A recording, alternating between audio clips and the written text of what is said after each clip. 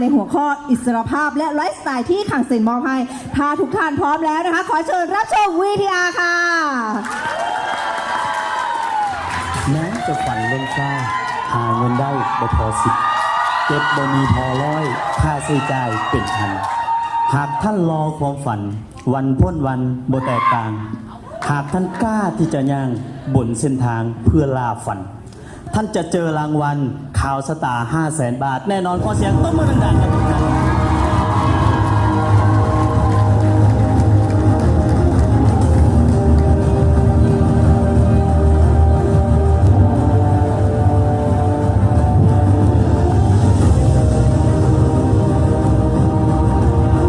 ข้าพเจ้าผมเป็นคนเก่งข้าพเจ้าผมเป็นคนที่มีความสามารถเหลือครับแต่ข้าพเจ้าเป็นคนที่มีความฝันและข้าพเจ้าเองใส่ความฝันเป็นเครื่องมือในการที่จะผลักดันตัวเองล้มข้าพเจ้าลุกพ่อข้าพเจ้าโบเคยจะอยู่คนเดียวข้าพเจ้าปรึกษาแม่ทีมตลอดเวลาข้าพเจ้าโบเคยอยู่นิ่งนำตัวเองเข้าบรรยากาศตัวนี้ตลอดแค่เราตุ้มเต้นตลอดจะออกไปพักเจอปัญหาแล้วเจอปัญหาอีกแต่ข้าพเจ้าโบเคยที่จะเลิกกับธุรกิจเลยเพียงแค่หายใจนะครับข้าพเจ้าจะลุกขึ้นมาสู้ใหม่ขอทุกคนบรรลุเป้าหมายอย่ายอมเลิกจนกว่าท่านจะได้ใช้ความพยายามเต็มที่และอย่ายอมล้มเหลวจนกว่าท่านจะประสบสำเร็จ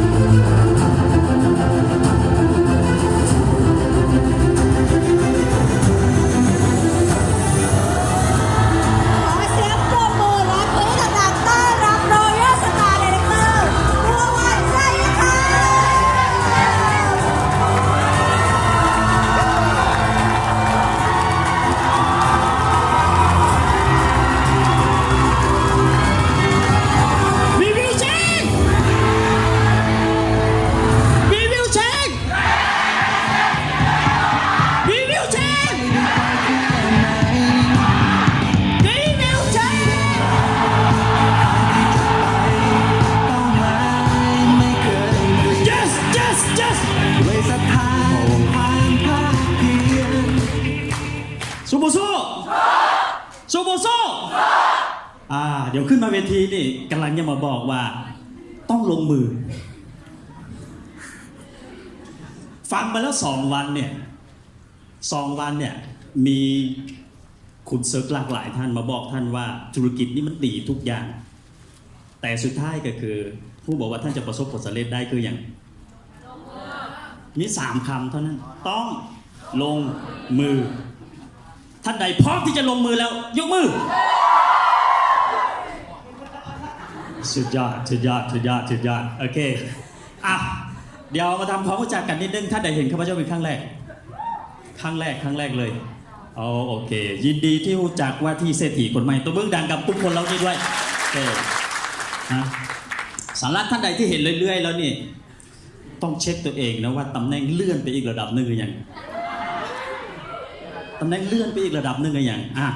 สำหรับข้าพเจ้านะมื้อนี้เนี่ยมาปิดท้ายจริงๆเราตื่นเต้นแต่ตอนอยู่ถึงหลัง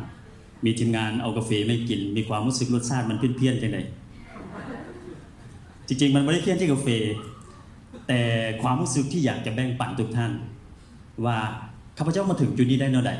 2 มื้อ 1 คืนเนี่ยท่านฟังมาหมดละเรื่องของวิธีการทักษะหลายอย่างที่ท่านได้ไปแต่ทางท้ายนี่จะมาบอกว่าถ้าท่านลงมือหนักแล้วก็จะพ้นเนี่ยแล้วปลายทางท่านจะได้อย่างท่านต้องการอย่างปลายทางในธุรกิจนี้ท่านต้องการอย่างท่านต้องการอย่างปลายทางเดี๋ยวฟังนี่ดีกว่าท่านต้องการอย่างปลายทางในธุรกิจนี้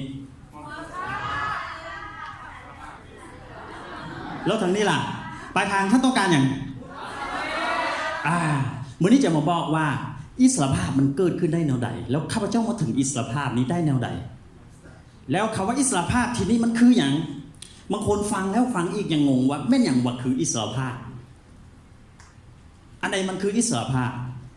ถามว่าท่านยอมเมื่อยเพื่ออย่างท่านยอมเฮ็ดเวียกหนักเพื่ออย่างนะปลายทางวันนี้ข้าพเจ้าจะบอกนะเป็นไลฟ์สไตล์ส่วนหนึ่งนะถ้าจะเอามาเมิดเนี่ยจะต้องใช้ระยะเวลานานพอสมควรบางท่านถามว่านานปันใดล่ะอาจจะอนุญาตให้ท่านสามารถเอาผ้าห่มบอนนอนมานั่งทีละผืนนอนกันจนลงกัน3 มื้อ 3 คืนยังบ่จบแต่มื้อนี้ข้าพเจ้าจะเอาเรื่องราวเกี่ยวกับถึงความสำเร็จว่าข้าพเจ้าทุ่มเทกับธุรกิจนี้เพียงแค่4 ปีแล้วชีวิตของข้าพเจ้าประสบผลสำเร็จถามว่ามันคุ้มค่าบ่กับการที่จะแลกเปลี่ยนกับมัน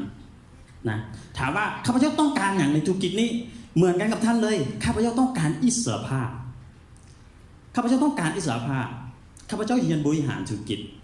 จริงๆแล้วถ้าบ่มีอิสรภาพหรือธุรกิจนี้เนี่ยมันก็เห็นปลายทางเนี่ยข้าพเจ้าไม่ตัดสินใจแต่ต้นแต่เนื่องจากว่าคนที่สวนข้าพเจ้าเนี่ยเขาบอกว่าธุรกิจนี้มันจะให้อย่างใดกับข้าพเจ้านะซึ่งหลายๆท่านก็พอจะรู้จักเนาะเราจะมาคุยกันเรื่องของ quality of life หมายถึงคุณภาพชีวิตเนาะมันจะ better ได้จังไดมันจะดีขึ้นได้แนวใดคำถามถ้ามื้อนี้ท่านเลือกว่าเลือกที่จะมีรายได้เดือนละ10,000 บาทกับ 50,000 บาทท่านจะเลือกอย่างแล้วถ้า 50,000 บาทกับ100,000 บาทล่ะ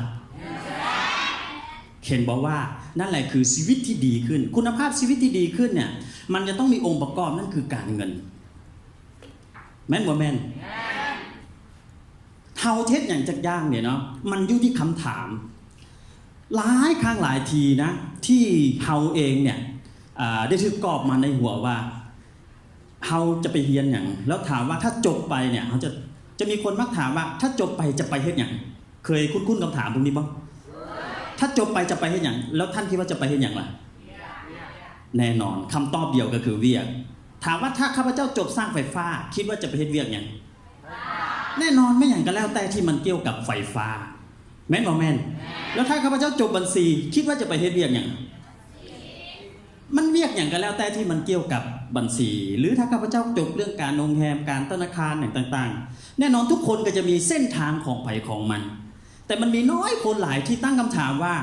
ถ้าง่ายมาต้องการอยากจะมีวิถีชีวิตแนวใดอันนี้คุ้นๆบอกคำถามแบบนี้คุ้นป่ะท่านเคยได้ยินคำถามแบบนี้บอกว่าพอ5 ปีเนี่ยชีวิตท่านจะเป็นแนวใดแล้วท่านต้องการอยากจะมีวิถีชีวิตแนวใดท่านเคยตั้งเป้าหมายกับชีวิตบอกว่าอีก5 ปีข้างหน้าเราต้องการจะมีอย่างแล้วอีก10 ปีข้างหน้าเราต้องการจะมีอย่างช่วงระยะเวลา30 ปีชีวิตเราจะเป็นแนวใด40 ปีชีวิตเราจะเป็นแนวใด50 ปีชีวิตเราจะเป็นแนวใดเคยมีคนถามท่านแบบนี้บ่เคยข้าพเจ้าเองก็หากับมาฮู้กับธุรกิจขังเซนแม่ทีมหรืออัพไลน์เขาพยายามถามเราตลอดว่าเมื่อวันถ้า5 ปีชีวิตของน้องเนี่ยตั้งไว้เลยอย่างว่าจะเป็นอย่างอยากจะได้อย่างในชีวิตอยากจะมีวิถีชีวิตแบบใดแม่ทีมเขาจะถามเราแบบนี้แรกๆเขาบอกเข้าใจเขาทึกกรอบมาในหัวว่าต้องเรียนให้เก่งเรียนให้สูงจบไปจะได้เป็นเจ้าเป็นนายแม่นบ่แม่นมันบ่เคยมีไผมาถามเขาว่าถ้ามื้อนึงจบไปเฮาต้องการอยากจะมีวิถีชีวิตแนวใดส่วนมากเขามีแต่คำถามว่าจบไปจะไปเฮ็ดเวียกหยังเห็นปะแม่นบ่แม่นเห็นเพราะฉะนั้นนี่เป็นเรื่องที่สำคัญการกระทำกับผลลัพธ์เนี่ยเนาะถ้าเราเข้าใจว่าเราจะลงมือให้อย่างจักอย่างเนี่ยเรารู้ว่าผลลัพธ์มันจะออกมาแนวใดอันนี้เป็นเรื่องที่สำคัญถามว่าเป็นอย่างข้าพเจ้าต้องตัดสินใจให้ขังเซนบ่เพราะข้าพเจ้ารู้ผลลัพธ์ว่ามันคุ้มที่จะตัดสินใจซึ่งข้าพเจ้าเข้าใจมาแต่ต้นเลยแล้วว่าธุรกิจนี้มันบ่ได้เป็นขี้ไก่นะบ่ได้เป็นขี้หมูขี้หมานะและมันบ่ได้ง่ายแต่กับบ่ได้ยากแม่นบ่แม่นนะคือมันบ่ได้ง่ายสำหรับคนที่มีความมุ่งมั่นปรารถนาที่อยากจะบรรลุมันบ่ได้ยากแม่นบ่แม่นแต่มันก็บ่ได้ง่ายกับบางคนที่มองว่าโอ๊ยเฮ็ดตอนใดก็ได้ธุรกิจนี้หรืออาจจะเข้ามาปุ๊บมาฟังแบบนี้แล้วเหมือนกับว่าผีเข้าตื่นเต้นออกไปส่วน 2-3 คนเจอคำปฏิเสธปุ๊บแล้วเลิกไปแล้วมาตั้งคำถามว่าโอ๊ยมันบ่ได้ง่ายเว้ยซึ่งมันก็บ่ได้แม่นแบบนั้นจะถามว่ามันคืออย่างกันธุรกิจนี้มันคือหลักสูตรการเรียนการสอนเหมือนที่ท่านได้นั่งฟังมา2 วันอีกส่วนนึงเนี่ยแม่ทีมท่านสอนอยู่ที่เซ็นเตอร์หมดแล้วล่ะซึ่งในพื้นฐานอย่างต่างๆส่วนนึงทุกท่านฮู้ไปแล้วซึ่งท่านต้องฮู้กันว่าปลายทางคืออย่างปลายทางเนี่ยข้าพเจ้าต้องการอย่างจากธุรกิจเนี่ยข้าพเจ้าต้องการอิสรภาพด้านการเงินและเวลาข้าพเจ้าจินตนาการไปถึงว่ามื้อนึงถ้า50 ปีชีวิตข้าพเจ้าจะเป็นอะไรเฮาบ่อยากเป็นคนแก่ที่อายุสูงๆนั่งเฝ้าบ้านเฮาต้องการมีไลฟ์สไตล์เฮาต้องการมีอิสรภาพ อยากไปเที่ยวได้ไป อยากพักผ่อนได้พัก อยากทำบุญได้ไปเห็นไหมอยากช่วยเหลือสังคมหรืออย่างต่างๆเขาคิดจินตนาการไปถึงไปนั้นมันเหมือนกับเขาดีไซน์ชีวิตเขาไว้เรียบร้อยละทุกท่านเคยออกแบบชีวิตบ่เคยคิดออกแบบชีวิตตัวเองบ่บางคนบอกว่ามันถึงขนาดนั้นครูบาข้าพเจ้าบอกเลยนะธุรกิจเนี่ยมันให้ท่านได้แบบนั้นจริงๆแต่ท่านเคยคิดถึงเรื่องนี้บ่ถามว่ามีหลายคนเหมือนกันที่รู้จักธุรกิจคังเซ็นหรือธุรกิจเครือข่ายซึ่งมันมีคนที่สำเร็จและบ่สำเร็จแต่บ่ได้หมายความว่าคนที่สำเร็จเนี่ยเขาบ่อยากสำเร็จนะคนกลุ่มนี้เขาบ่ได้ตัดสินใจที่จะสำเร็จเหตุที่เขาบ่ได้ตัดสินใจเพราะว่าเขาบ่รู้ว่าตัดสินใจไปแล้วชีวิตเขาจะเป็นอย่างไรเนี่ยเขาบ่รู้ถึงผลลัพธ์ของการตัดสินใจแต่ที่ข้าพเจ้าตัดสินใจข้าพเจ้ารู้ล่วงหน้าว่าผลลัพธ์มันจะออกมาแบบใดข้าพเจ้าถึงตัดสินใจเหมือนกับที่ท่านตัดสินใจมานั่งฟัง2 มือซึ่งท่านมองไปเรียบร้อยแล้วว่ามันคุ้มแน่นอน 1,590 บาทท่านถึงมาแม่นบ่แม่นมีไผที่ตัดสินใจเข้ามาแบบมึนๆงงๆบ่ถูลายตามีบ่เข้ามาที่ห้องประชุมปึ๊บอุ้ยตายหากูคิดถูกคิดผิดแล้วก็มานั่งถามอับลายกับที่บอกซึ่งมีไผบ่ที่เป็นแบบนั้นซึ่งข้าพเจ้าคิดว่ามันคงบ่แม่นแบบนั้นแน่นอนนะทีนี้เราจะมาฮู้จักกันว่าอิสรภาพด้านการเงิน financial freedom เนี่ยอิสรภาพด้านการเงินมันคืออย่างกันเหมือนที่ข้าพเจ้าว่าไปเมื่อกี้ว่าถ้าให้ท่านเลือกระหว่างมีรายได้ 50,000 บาทกับ 100,000 บาทท่านเลือกจะมีแบบไหนแล้วท่าน 100,000 บาทกับ 500,000 บาทล่ะท่านจะมีเลือกจะมีแบบไหน 500,000 เป็นอย่างเขาถึงเลือก 500,000 เพราะมันให้อิสรภาพเขาได้หลายกว่าแม่นบ่แม่นเวลาที่เขาเข้าห้างส่วนมากเขาเลือกห้างแบบใด1ข้างทาง2ห้างดูดีตกแต่งแอร์อย่างต่างๆเบิ่งแล้วโอเคชีวิตปลอดภัยแน่นอนท่านเลือกไปได้ล่ะเลือกสิ่งที่มันดีบ่เห็นบ่ถ้าเลือกที่มันดีถ้าท่านเลือกสิ่งที่มันดีนั่นแหละแสดงว่าการเงินท่านต้องดีส่วนมากคนเวลาเข้าห้างอาหารเนี่ยเขาเบิ่งฝากซ้ายหรือฝากขวารายการเขาเบิ่งฝากซ้ายหรือฝากขวาเขาเบิ่งฝากขวามันบ่เอาฝากซ้ายเนี่ยเบิ่งแล้วหน้าตามันเป็นตากินไว้แต่เบิ่งฝากขวาปุ๊บมันบ่เหมาะกับเขาแม่นบ่แม่นเป็นอย่างเขาถึงเบิ่งราคาเพราะว่าคุณภาพชีวิตของเรายังบ่ได้ดีเท่าที่ควรทีนี้เราจะมาพัฒนาคุณภาพชีวิตเราต้องเข้าใจเรื่องนี้ก่อนว่าคุณภาพชีวิตมันคืออย่างเห็นปะคุณภาพชีวิตคืออย่างคุณภาพชีวิตมันพ่วงไปด้วยอิสรภาพด้านการเงินเมื่อนี้ถ้าหากท่านมีเงินน้อยท่านลำบากแน่นอนและเหตุใดท่านจะมีเงินหลายขึ้นคนที่เขามีอิสรภาพด้านการเงินความคิดแรกที่เขาคิดคือเขาอยากมีเงินว่าง่ายคือมันไม่มีไผที่รวยโดยที่มีความคิดว่าบ่อยากรวยแม่นบ่แม่นถ้ามื้อนี้เฮามองว่าการรวยเนี่ยหรือการประสบผลสำเร็จในชีวิตเนี่ยมันมีความรู้สึกขยักขยแยงมันมีความรู้สึกว่าเห็นคนรวยบ่เข้าที่เข้าทางเว้ยบ่เข้าท่าเพราะเราอาจจะมีความคิดลบๆว่าคนที่รวยเขาอาจจะไปเฮ็ดในสิ่งที่มันบ่ดีแต่ข้าพเจ้าบอกเลยนะว่าท่านเลือกที่จะเป็นคนรวยและเฮ็ดในสิ่งที่มันดีแม่นบ่แม่นท่านสามารถที่จะเฮ็ดหยังก็ได้ถ้าท่านประสบผลสำเร็จทีนี้เฮาเบิ่งนำกันว่าอิสรภาพด้านการเงินเท่านั้นแหละที่จะให้ท่านมีอย่างต่างๆในชีวิตของท่านเอามาเบิ่งนำกันนะสมมุติข้าพเจ้าให้เบิ่งอาหารประเภทต่างๆนานาเหล่านี้ท่านลองคิดบ้างไหมว่าถ้ามื้อนึงเนี่ยท่านใดที่มักไปหาสเต็กเรื่อยๆได้ลองยกมือรู้สึกว่ายังนะถ้าท่านเข้าไปห้างสเต็กเนี่ยเขาก็จะมีเมนูท่านเลือกมันบอกว่าท่านต้องการสเต็กแบบใดจากประเทศใดเนื้อจากประเทศใดเนื้อก็มีให้เลือกนะเนื้อมาจากยกตัวอย่างคือมาจากไหนนะสมมติว่าลาวไทยหรืออาจจะออสเตรเลียหรืออย่างต่างๆพวกนี้เป็นต้นถามว่าท่านจะเลือกแบบใดถ้าให้เลือกนะท่านจะเลือกแบบใดเลือกที่มันดีมันบอกแต่เวลาให้กินล่ะท่านก็บอกว่าบ่เหมาะเพราะว่าเราเป็นความดันไม่รู้มันเป็นความดันช่วงนี้จิตใจบุยุ่กับเนื้อกับตัวเพราะว่าความดันวูบวาบโอเคนะเพราะอย่างพ่อไปเบิ้งที่ราคาข้าพเจ้ากำลังจะมองว่าเมื่อนี้ถ้าท่านกินข้าวนึ่งคาบนะสมมตินะท่านกินข้าวนึ่งคาบเลือกกินว่ากินข้าวอย่างเดียวกับกินข้าวแบบเมนูแบบเป็นสเต็กหรืออาจจะเป็นไม่อย่างนะจะเป็นอาหารฮ่องกงหรือจะเป็นอาหารเกี่ยวกับเกาหลีอาหารฝรั่งเศสอาหารอย่างต่างๆถามว่าเหมือนกันปะเหมือนกันปะ แต่รสชาติเหมือนกันปะรสชาติบ่เหมือนกันชั้นความภูมิใจบ่เหมือนกัน ก็เหมือนกับหูฉลามถ้วยนี้เนี่ยท่านผู้บอกว่าถ้าท่านจะเลือกกินนะยกตัวอย่างระหว่างเข้าถ้วยนึงอยู่ประมาณสัก50 บาทกับเลือกที่จะกินหูฉลามถ้วยนึงตกอยู่ประมาณ1 ล้านกีบ1 ล้านกีบก็อยู่ประมาณสักประมาณสัก 4,000 บาทท่านจะเลือกกินอย่างถ้าให้เลือกนะเลือกกินอย่างเลือกกิน 4,000 บาทหรือจะเลือกกิน50 บาทเลือกกิน50 บาทเป็นบ้างแต่ในใจอยากจะกิน 4,000 บาทแล้วคำถามนะมุกก้อนข้าพเจ้าก็งงเหมือนกันแล้วถ้ากินพวกนี้มันบินได้วะแล้วถ้ากินพวกนี้มันมุดดินได้วะหรือถ้ากินพวกนี้มันมีไม่อย่างพิเศษพิโสวะจริงๆโมเมนต์จุดนี้เขาเอิ้นว่า quality คือคุณภาพของชีวิตคือถ้าเลือกทุกคนอยากจะเป็นแต่ถ้าให้กินทุกคนมองว่าไปกินอันทึกดีกว่าก็เพราะอย่างเพราะอิสรภาพด้านการเงินเรายังบ่มีเรายังมีขีดจำกัดด้านการเงินแม่นบ่แล้วบางคนถามว่าแล้วจะเทศเรียกหนักเพื่ออย่างสำหรับธุรกิจนี้ข้าพเจ้าก็บอกไปว่าท่านหนักเพื่อสิ่งนี้ล่ะถ้าท่านบ่มี mindset ว่ามื้อนึงท่านจะต้องมาถึงจุดนี้ท่านบ่มาถึงแน่แล้วถามว่าเป็นอย่างข้าพเจ้าถึงมาถึงเพราะข้าพเจ้ามองว่ามื้อนึงข้าพเจ้าถึงต้องมาถึงจุดนี้ท่านลองเบิ้งนะเกิบคูณนี่เนี่ยถ้าเป็นท่านไปซื้อเนี่ยนะท่านก็จะบ่ซื้อกลัวเกิบคูณนี่เนี่ยเท่าไหร่ผมบอก24,000เห็นปะแรกๆข้าพเจ้าก็รู้มันเป็นแบรนด์อย่างพอไปเช็คเบิ้งดีโอ้มันเป็นแบรนด์ของอิตาลีเกิดจากท้องพ่อท้องแม่มาหาก็เห็นเกือบ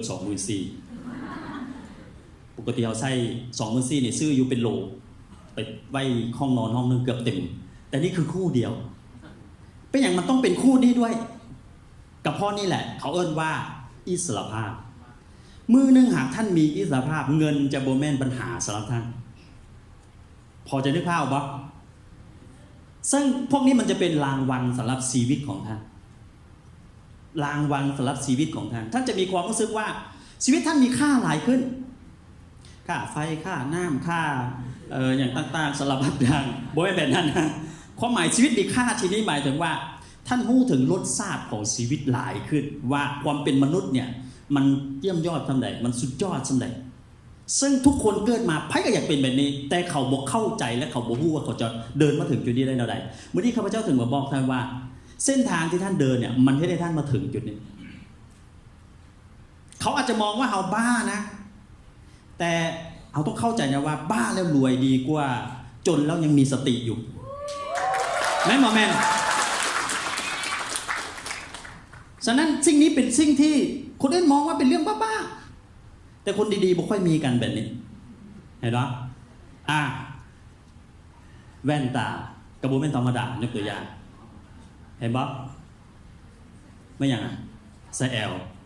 ไทยเขาเป็นอย่างเข็มขัดเห็นบ่เข็มขัดใช่เราลองมาเบิ่งว่า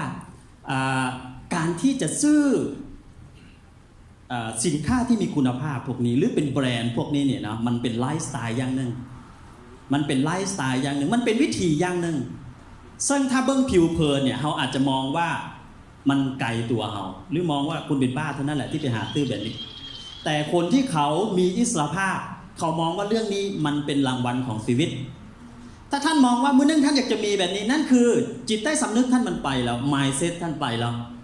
แต่ถ้าท่านมองว่าสิ่งนี้นะบ่มีเฮากับบ่ตายคือมันบ่ตายแต่ท่านไปถึงจุดนี้บ่ได้แน่นอนเห็นปะก็เหมือนที่ข้าพเจ้าว่าไปว่าคนที่รวยเนี่ยเขาต้องคิดว่าเขาจะรวยและเขาต้องคิดว่าเขาจะรวยและเขาค้นหาวิธีการที่เขาเองจะรวยได้แนวใดแต่คนที่จนเพราะมองว่าการร่ำรวยนะมันเป็นสิ่งที่ไกลตัวการประสบผลสำเร็จมันเป็นสิ่งที่ไกลตัวเห็นปะเปียโนเครื่องนี้ท่านคงบอกว่าอดีตข้าพเจ้ามักเกี่ยวกับเรื่องของดนตรีอย่างต่างๆบางทีเขาไปเห็นเนาะเป็นเครื่องดนตรีแต่ละอย่างถ้าเป็นพวกเครื่องดนตรีที่พวกแบรนด์ดังๆหรือราคาดีๆเนี่ยเขาจะบอกกล้าไปแตะเลยไปใกล้เลยแต่พอเขาประสบผลสำเร็จปุ๊บเปียโนหน่วยนี้เนี่ยข้าพเจ้าซื้ออยู่ 350,000 บาทเห็นปะแล้วซื้อมาไว้อยู่บ้านเฉยๆนะวันดีคืนดีก็จะไปเคาะ 2-3 บ้านแล้วมันก็อยู่นั่นแหละเห็นปะ คำถามว่าซื้อมาอย่างกันเพราะมันเป็นสิ่งที่ข้าพเจ้าวาดฝันไว้แล้วว่ามื้อนึงข้าพเจ้าต้องมีเห็นบ่มันเป็นไลฟ์สไตล์อย่างหนึ่งพอนึกภาพบ่ความหมายคือท่านอยากได้แล้วท่านไปซื้อเลยอ่ะหรือท่านอยากได้แล้วท่านสามารถมีมันได้จุดย่อแบบนั้นแล้วคำถามว่าเวลาเขาไปชวนคนหรือไปสปอนเซอร์คนเนี่ยเขาเข้าใจบ่ว่าเขากำลังคิดแบบนี้อยู่เขาเข้าใจบ่เขาบ่เข้าใจและคนที่เอาไปชวนเนี่ยเขาก็บ่ได้มีแบบนี้ส่วนมากเลย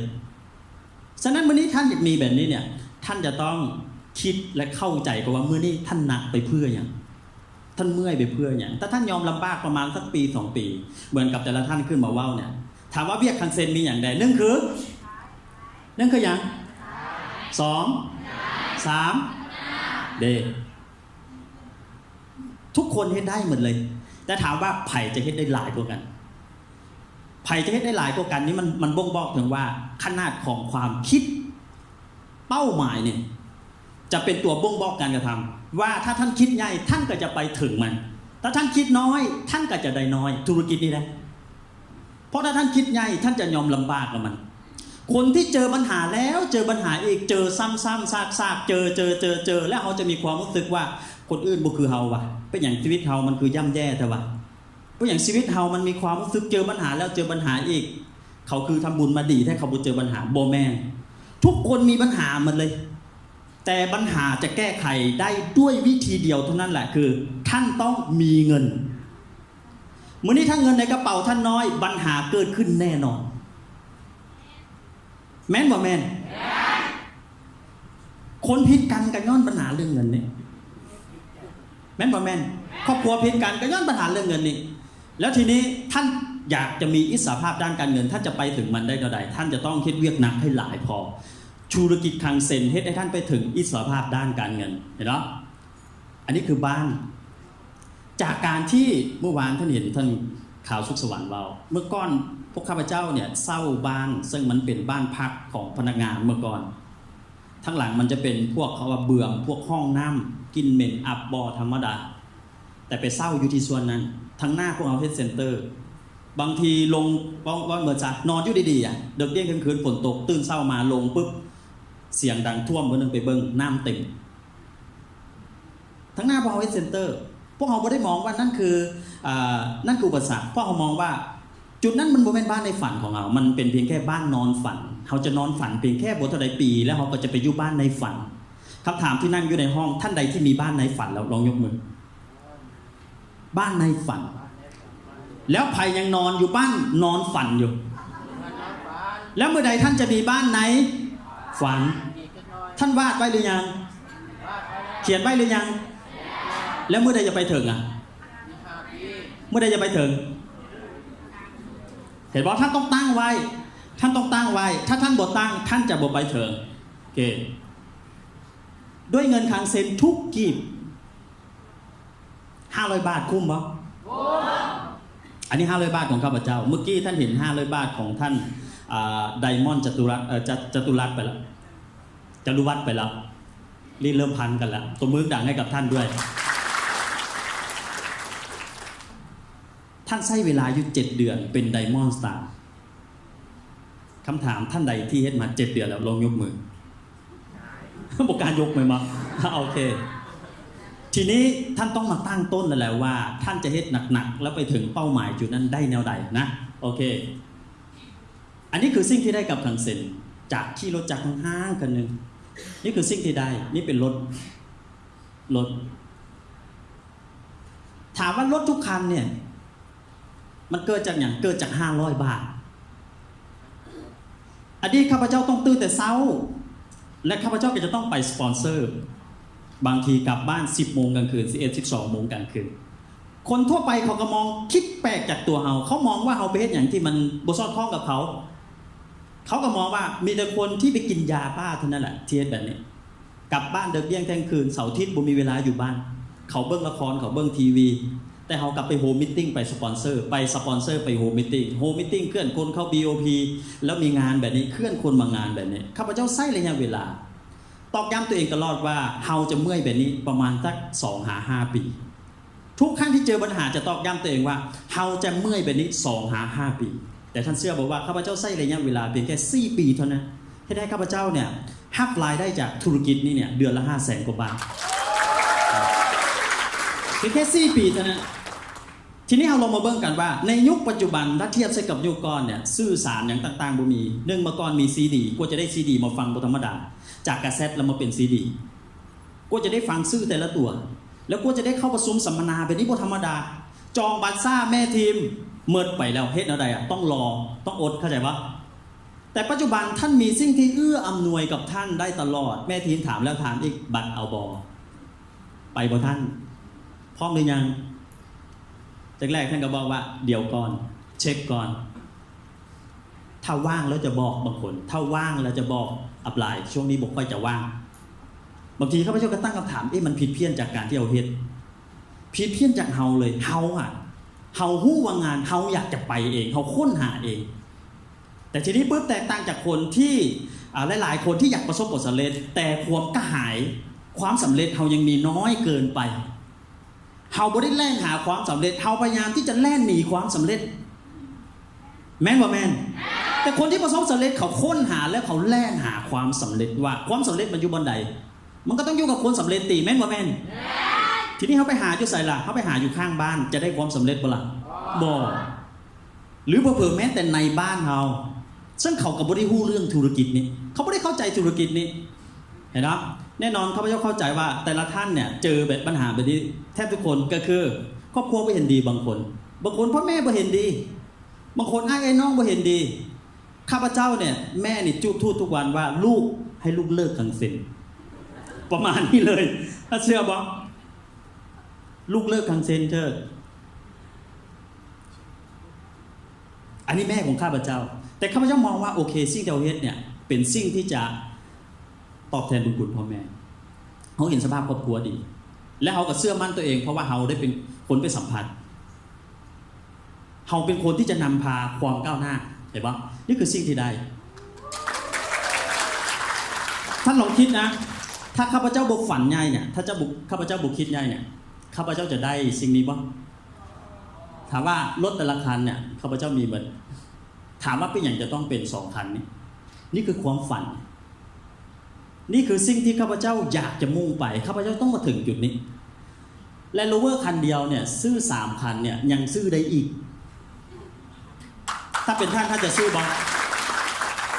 ถ้าเป็นท่านจะซื้อบอท่านก็บอกว่ามีแต่คนเป็นบ้านั่นแหละข้าพเจ้าก็ยังบอกแล้วถือแล้วที่ท่านบอกคนดีๆบ่ค่อยจะมีกันส่วนมากกับคนบ้าแหละที่มีแบบนี้บางคนจะมักมาถามข้าพเจ้าว่าเฮ็ดอะไรจะได้แบบนี้จริงๆข้าพเจ้าบอกเลยนะว่าข้าพเจ้าบอกไปแล้วไปเฮ็ดคำถามว่าถ้าบอกไปคำเดียวแล้วท่านจะไปเฮ็ดได้ต่อเนื่องบ่ล่ะเพราะว่าเพียงแค่ข้าพเจ้าบอกไปเพียงแค่ว่าต้องเฮ็ดแบบนี้แล้วต้องเฮ็ดแบบนี้ไปตลอดจนกว่าจะไปถึง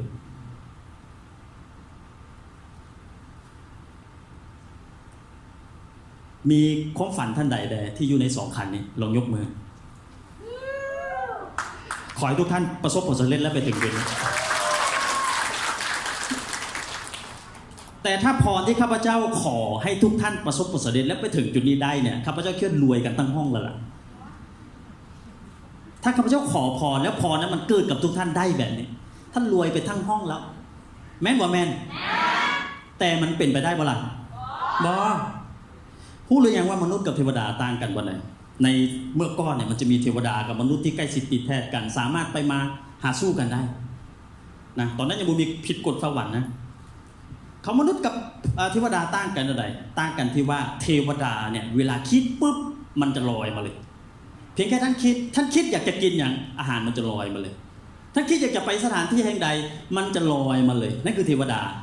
แต่ท่านเชื่อบอกว่าสิ่งที่เทวดาแตกต่างจากมนุษย์คือมนุษย์ถ้าคิดแล้วบ่ลงมือผิดเพี้ยนของความเป็นมนุษย์เพราะว่าถ้าจะไปก๊อปปี้เหมือนเทวดาบ่ได้เห็นบ่คิดปุ๊บมันบ่มามนุษย์ต้องคิดปุ๊บลงมือปั๊บคิดปุ๊บลงมือปั๊บแล้วฮู้บอกว่าคนส่วนมากเป็นอย่างยังบ่ประสบผลสำเร็จเพราะว่าเขาคิดเขาเป็นลูกเทวดาไงเข้าใจบ่เป็นเทวดาคิดมานานแล้วเป็นอย่างเชิงบ่ประสบผลสำเร็จก็เพราะว่าเขาเข้าใจว่าเขาเป็นลูกเทวดา แต่วันนี้ถ้าท่านอยากประสบสำเร็จท่านต้องเข้าใจว่าท่านเป็นมนุษย์สิ่งที่มนุษย์แตกต่างจากเทวดาคือสิ่งใดก็แล้วแต่ถ้าคิดแล้วต้องลงมืออันนี้สัจธรรมพระพุทธองค์บอกไว้แล้วว่าการที่จะตัดได้ก็คือต้องลงมือคิดอย่างเดียวก็สามารถเป็นไปได้เห็นปะทีนี้อันนี้คือสิ่งที่ได้เนาะว่าอิสรภาพด้านการเงินมันสามารถที่เรามีแบบนี้ได้ทีนี้เราเบิ่งนำกันอิสรภาพเรื่องของการท่องเที่ยวอยู่กับธุรกิจคังเซ็นมาปีนี้น่าจะเข้าปีที่14หรือ15ข้าพเจ้าไปเที่ยวมาเนี่ยถ้าพูดถึง30กว่าประเทศเนี่ยถือว่าอย่างน้อยแต่วันนี้จะมาแบ่งปันแล้วมาบอกท่านว่าประเทศที่ท่านควรจะไปถ้าหากท่านมีเวลาหรือหากท่านพอมีเวลาเดี๋ยวจะพาไปเที่ยวนิดนึงเพราะว่าหลายๆท่านบอกว่าบ่ว่างช่วงนี้เวียกยุ่งดูว่าบ่มีเวลาเข้าประชุมบางคนบอกว่าช่วงนี้ลงมือบ่ได้เวียกยุ่งหลายเบิ่งไม่ได้เบิ่งหัวกับหู้นี่นะหัวยุ่งนี่มันบอกถึงเวียกยุ่งซึ่งข้าพเจ้าก็เข้าใจอยู่นะว่าคนที่มีธุรกิจนี้ทุกคนเนี่ยบ่มีไผว่างจนขนาดว่าฟรีไทม์ทุกอย่างแล้วหมายถึงว่าว่างแล้วบ่มีเวลาที่จะต้องให้อย่างอื่นถึงมาให้คังเซ็นบ่มีไผเป็นแบบนี้ส่วนมากคนที่ไม่คังเซ็นแล้วประสบผลสำเร็จนะคือคนที่เห็นคุณค่าด้านเวลาถึงจะยุ่งแต่จัดการตัวเองได้เหมือนกับที่ท่านจะรู้วัดว่าเมื่อกี้นี้ว่าคนที่มาเฮ็ดธุรกิจนี้ต้องจัดการตัวเองได้แล้วเข้าใจว่ากำลังเฮ็ดธุรกิจอยู่จัดการเรื่องนั้นได้ถ้าท่านจัดการเรื่องนั้นบ่ได้ทุกอย่างมันจะยุ่งหมดเลยยุ่งตั้งแต่ตอนออกบ้านและก็ยุ่งตอนเข้าบ้านอีกคือมันจะยุ่งทุกอย่างถ้าต้องเข้าใจก่อนว่าถ้าจะจัดแจงเรื่องเวลาท่านแนวใดเวลาทุกคนมี24ชั่วโมงอันนี้ต้องไปเรียนรู้ทักษะเพิ่มเติมที่อยู่ในระบบอยู่ในเซ็นเตอร์แม่ทีมท่านสอนแล้วโอเคอิสรภาพเรื่องการท่องเที่ยวเอามาเบิ่งเรื่องของการเที่ยวเนาะก็คือเกาหลีใต้บ่เป็นเกาหลีเหนือนะภาพนี้เป็นภาพที่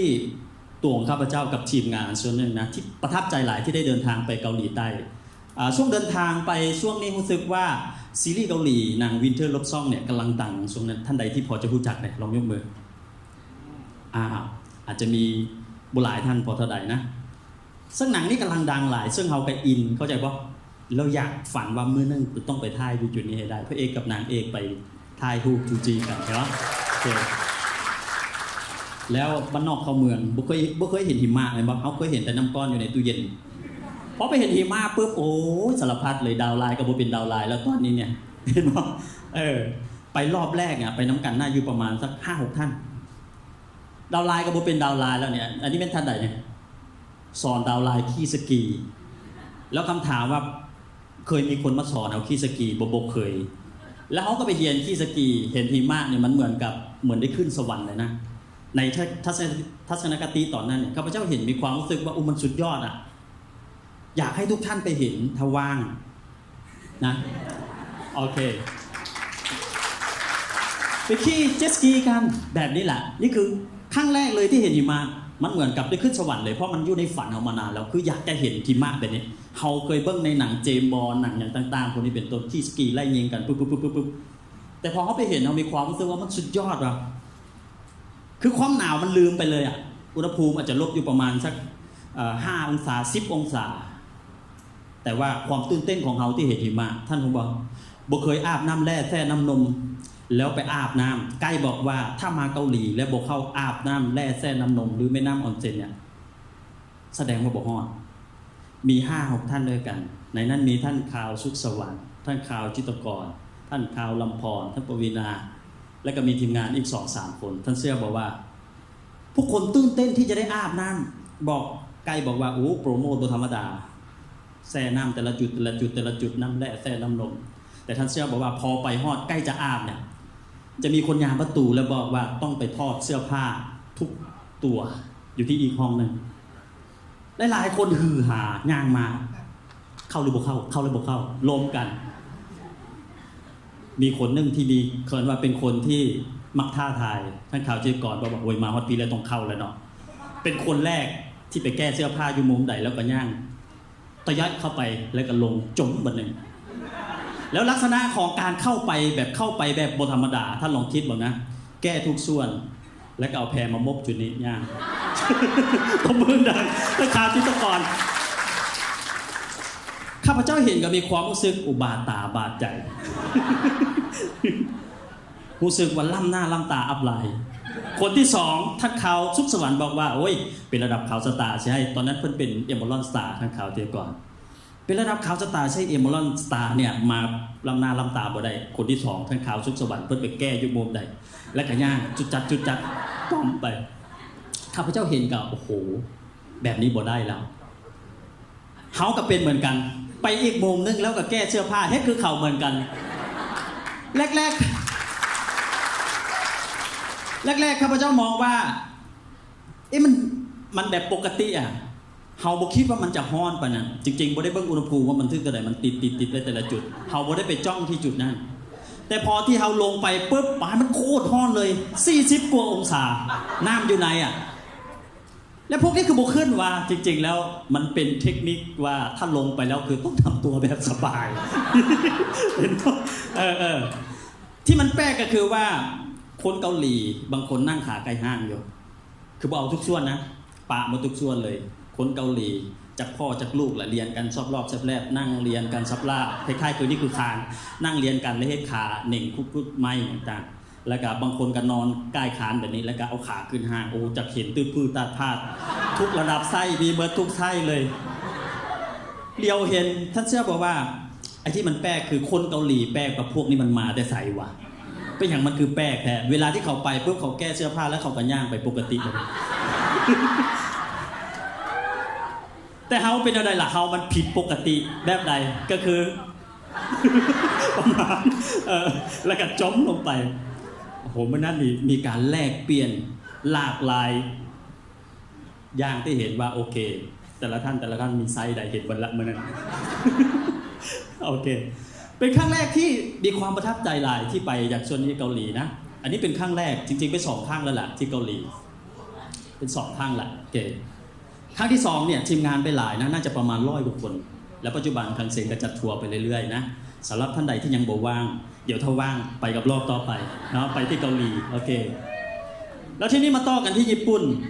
อันนี้ก็อีกส่วนนึงแหละแม่น้ำออนเซ็นแต่รอบนี้ไปหลายนะถ้าพูดถึง100เนี่ยข้าพเจ้าคิดว่าน่าจะเป็น80 ปลายท่านที่ไปญี่ปุ่นตอนเนี่ยท่านลองคิดนะทั้งหลังจะเป็นที่ท้ายกำอย่างบางท่านจะงงทั้งหลังมันจะเป็นภูเขาฟูจินะช่วงอากาศที่กำลังแบบเขาบอกว่าอากาศมันดีนะแต่เราเป็นอะไรเขาอยู่เมืองฮ้อนคือหนาวเป็นปะหนาวไปเห็นแต่มันกับประทับใจเป็นความประทับใจที่ไปญี่ปุ่นได้เห็นอย่างต่างๆหลากหลายอย่างที่มีความรู้สึกว่าเอ๊ะเขาพัฒนาไปถึงขนาดนี้พุละวะโทษนะไม่แต่เข้าห้องน้ำเฉยๆบางทีไปกดอย่างผิดมั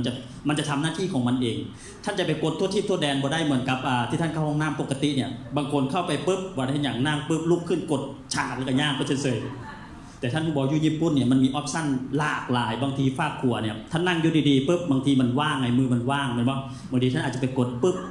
หรืออาจจะไปกดผิดม่องปุ๊บบางทีมันทำความสะอาดข้างล่างมันเฮ็ดหน้าที่ด้วยตัวมันเองกุกขับท่านจะงงว่าเอาไม่ยังประมาณนั้นเลยวันนี้มันทันสมัยหลายมันไฮเทคหลายเฮามีความรู้สึกใกล้โปรโมทนะแต่ละอย่างคือความรู้สึกว่าเอ๊ะอยากฮู้กับกดไปทีละอันปึ๊บกดไปถึงอันผิดเนี่ยบางตัวหน้ามันซีดขึ้นมา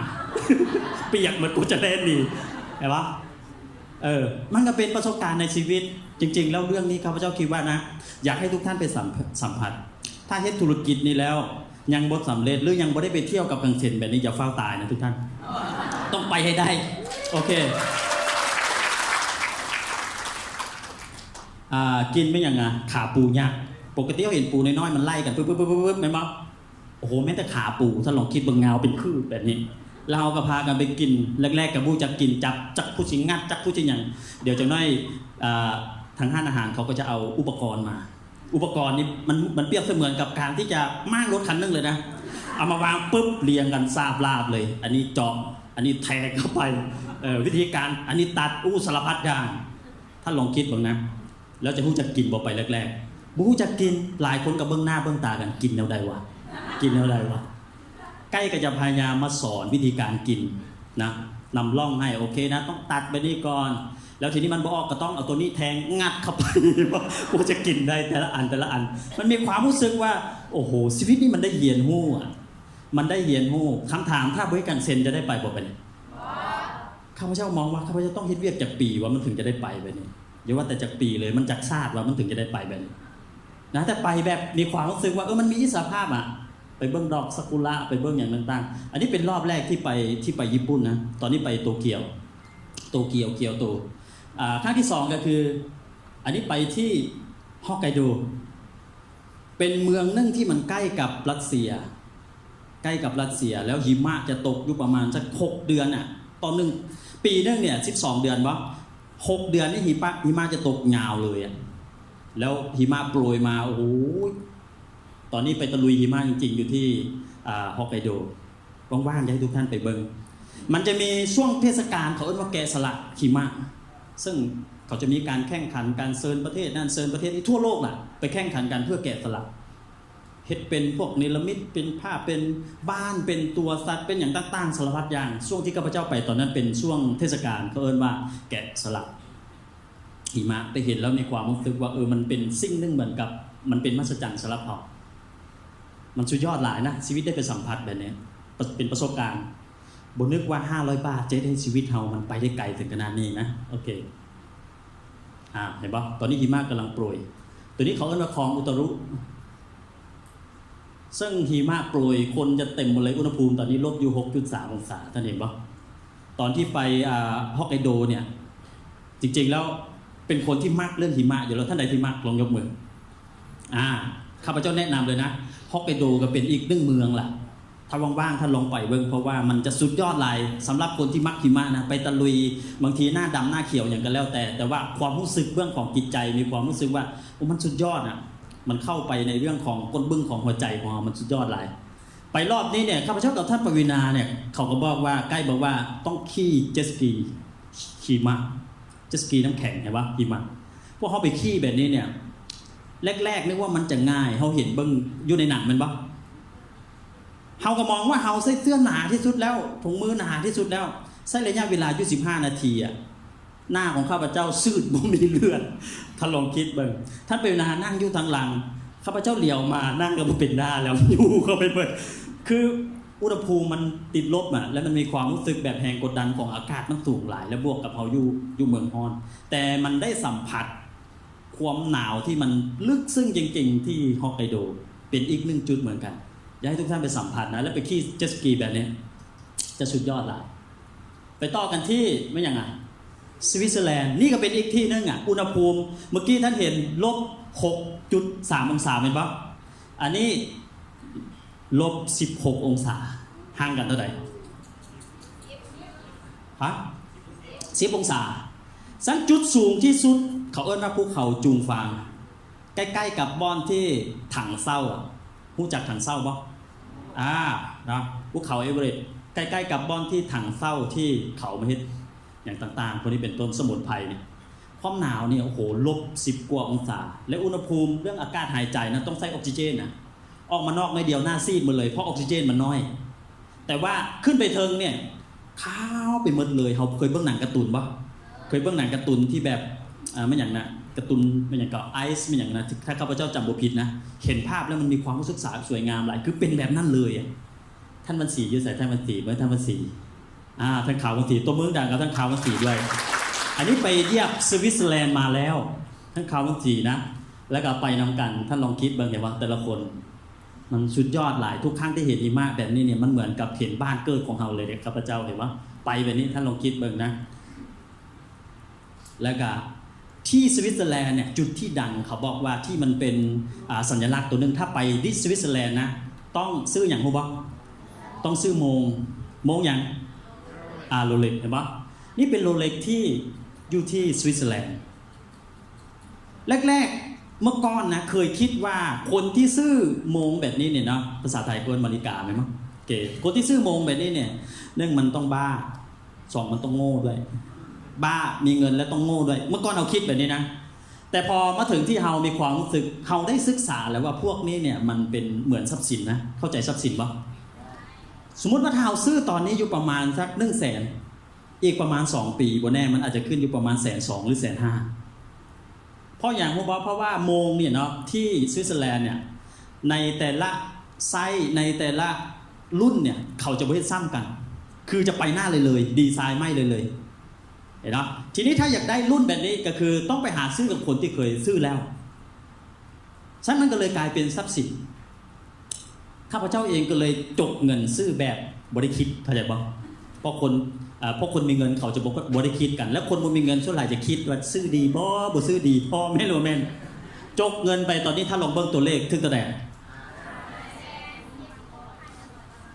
576,190 บาทตัวมึงดังให้กับโมงเลยนี่ได้ใช่ไหมถามว่ามันหนักบ่ซ้ำกับรถ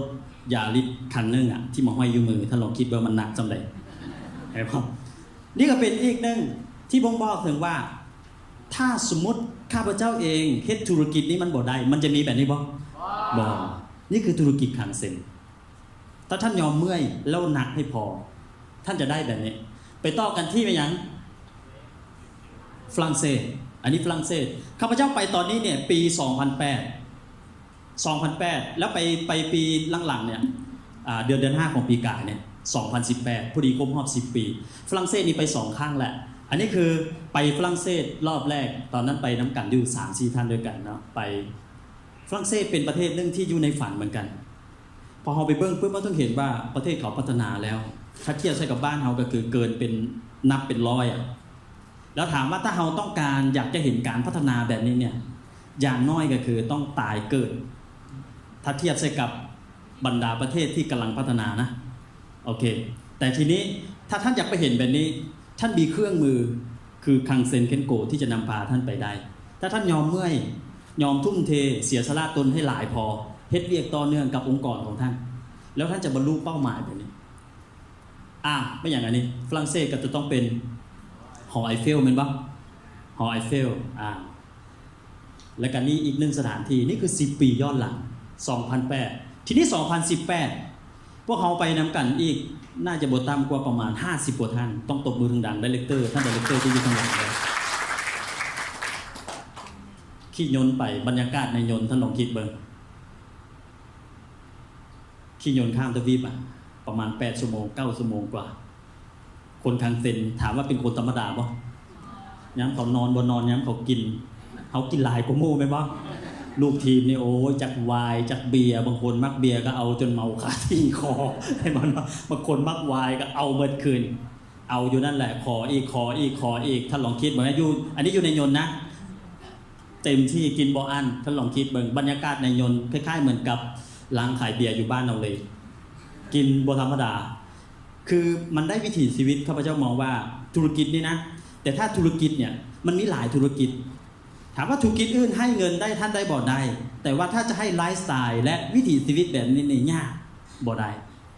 ข้าพเจ้าเห็นบางคนมีเงินเวลาไปเที่ยวปุ๊บแต่เพียงแค่1 ครอบครัว2ก็คือตัวเองเปลี่ยนกันถ่ายรูปอยู่นั่นแหละ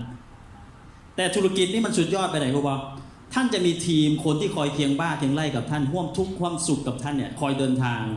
แล้วทุกคนเขาเห็นวิถีชีวิตของแต่ละคนมีความสุขมันได้ความสุขจากจุดนี้มันเป็นวิถีชีวิตนึงที่หาได้ยากในสังคมนี้ข้าพเจ้าบอกเลยคำถามว่าเป็นอย่างท่านถึงสำเร็จในธุรกิจเนี่ยเพราะมันเป็นไลฟ์สไตล์ที่หาได้ยากที่สุด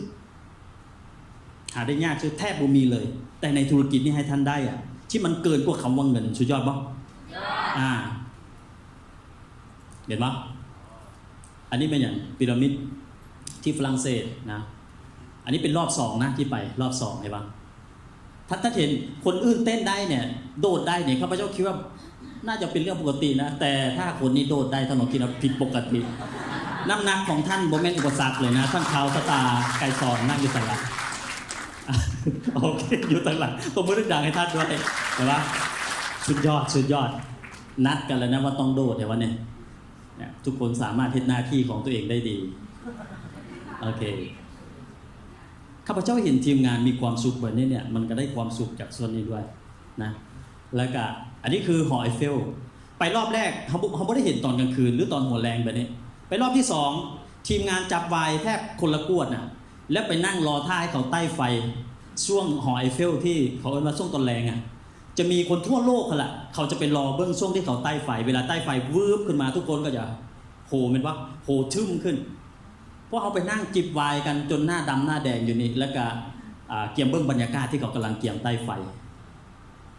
และก็พากันโดดบธรรมดา อันนี้ก็เป็นหนึ่งความสุขเหมือนกันที่เอามาแบ่งปันมาบอกกับทุกท่านว่าหากท่านว่างๆสละเวลาได้ไปให้ได้ โอเค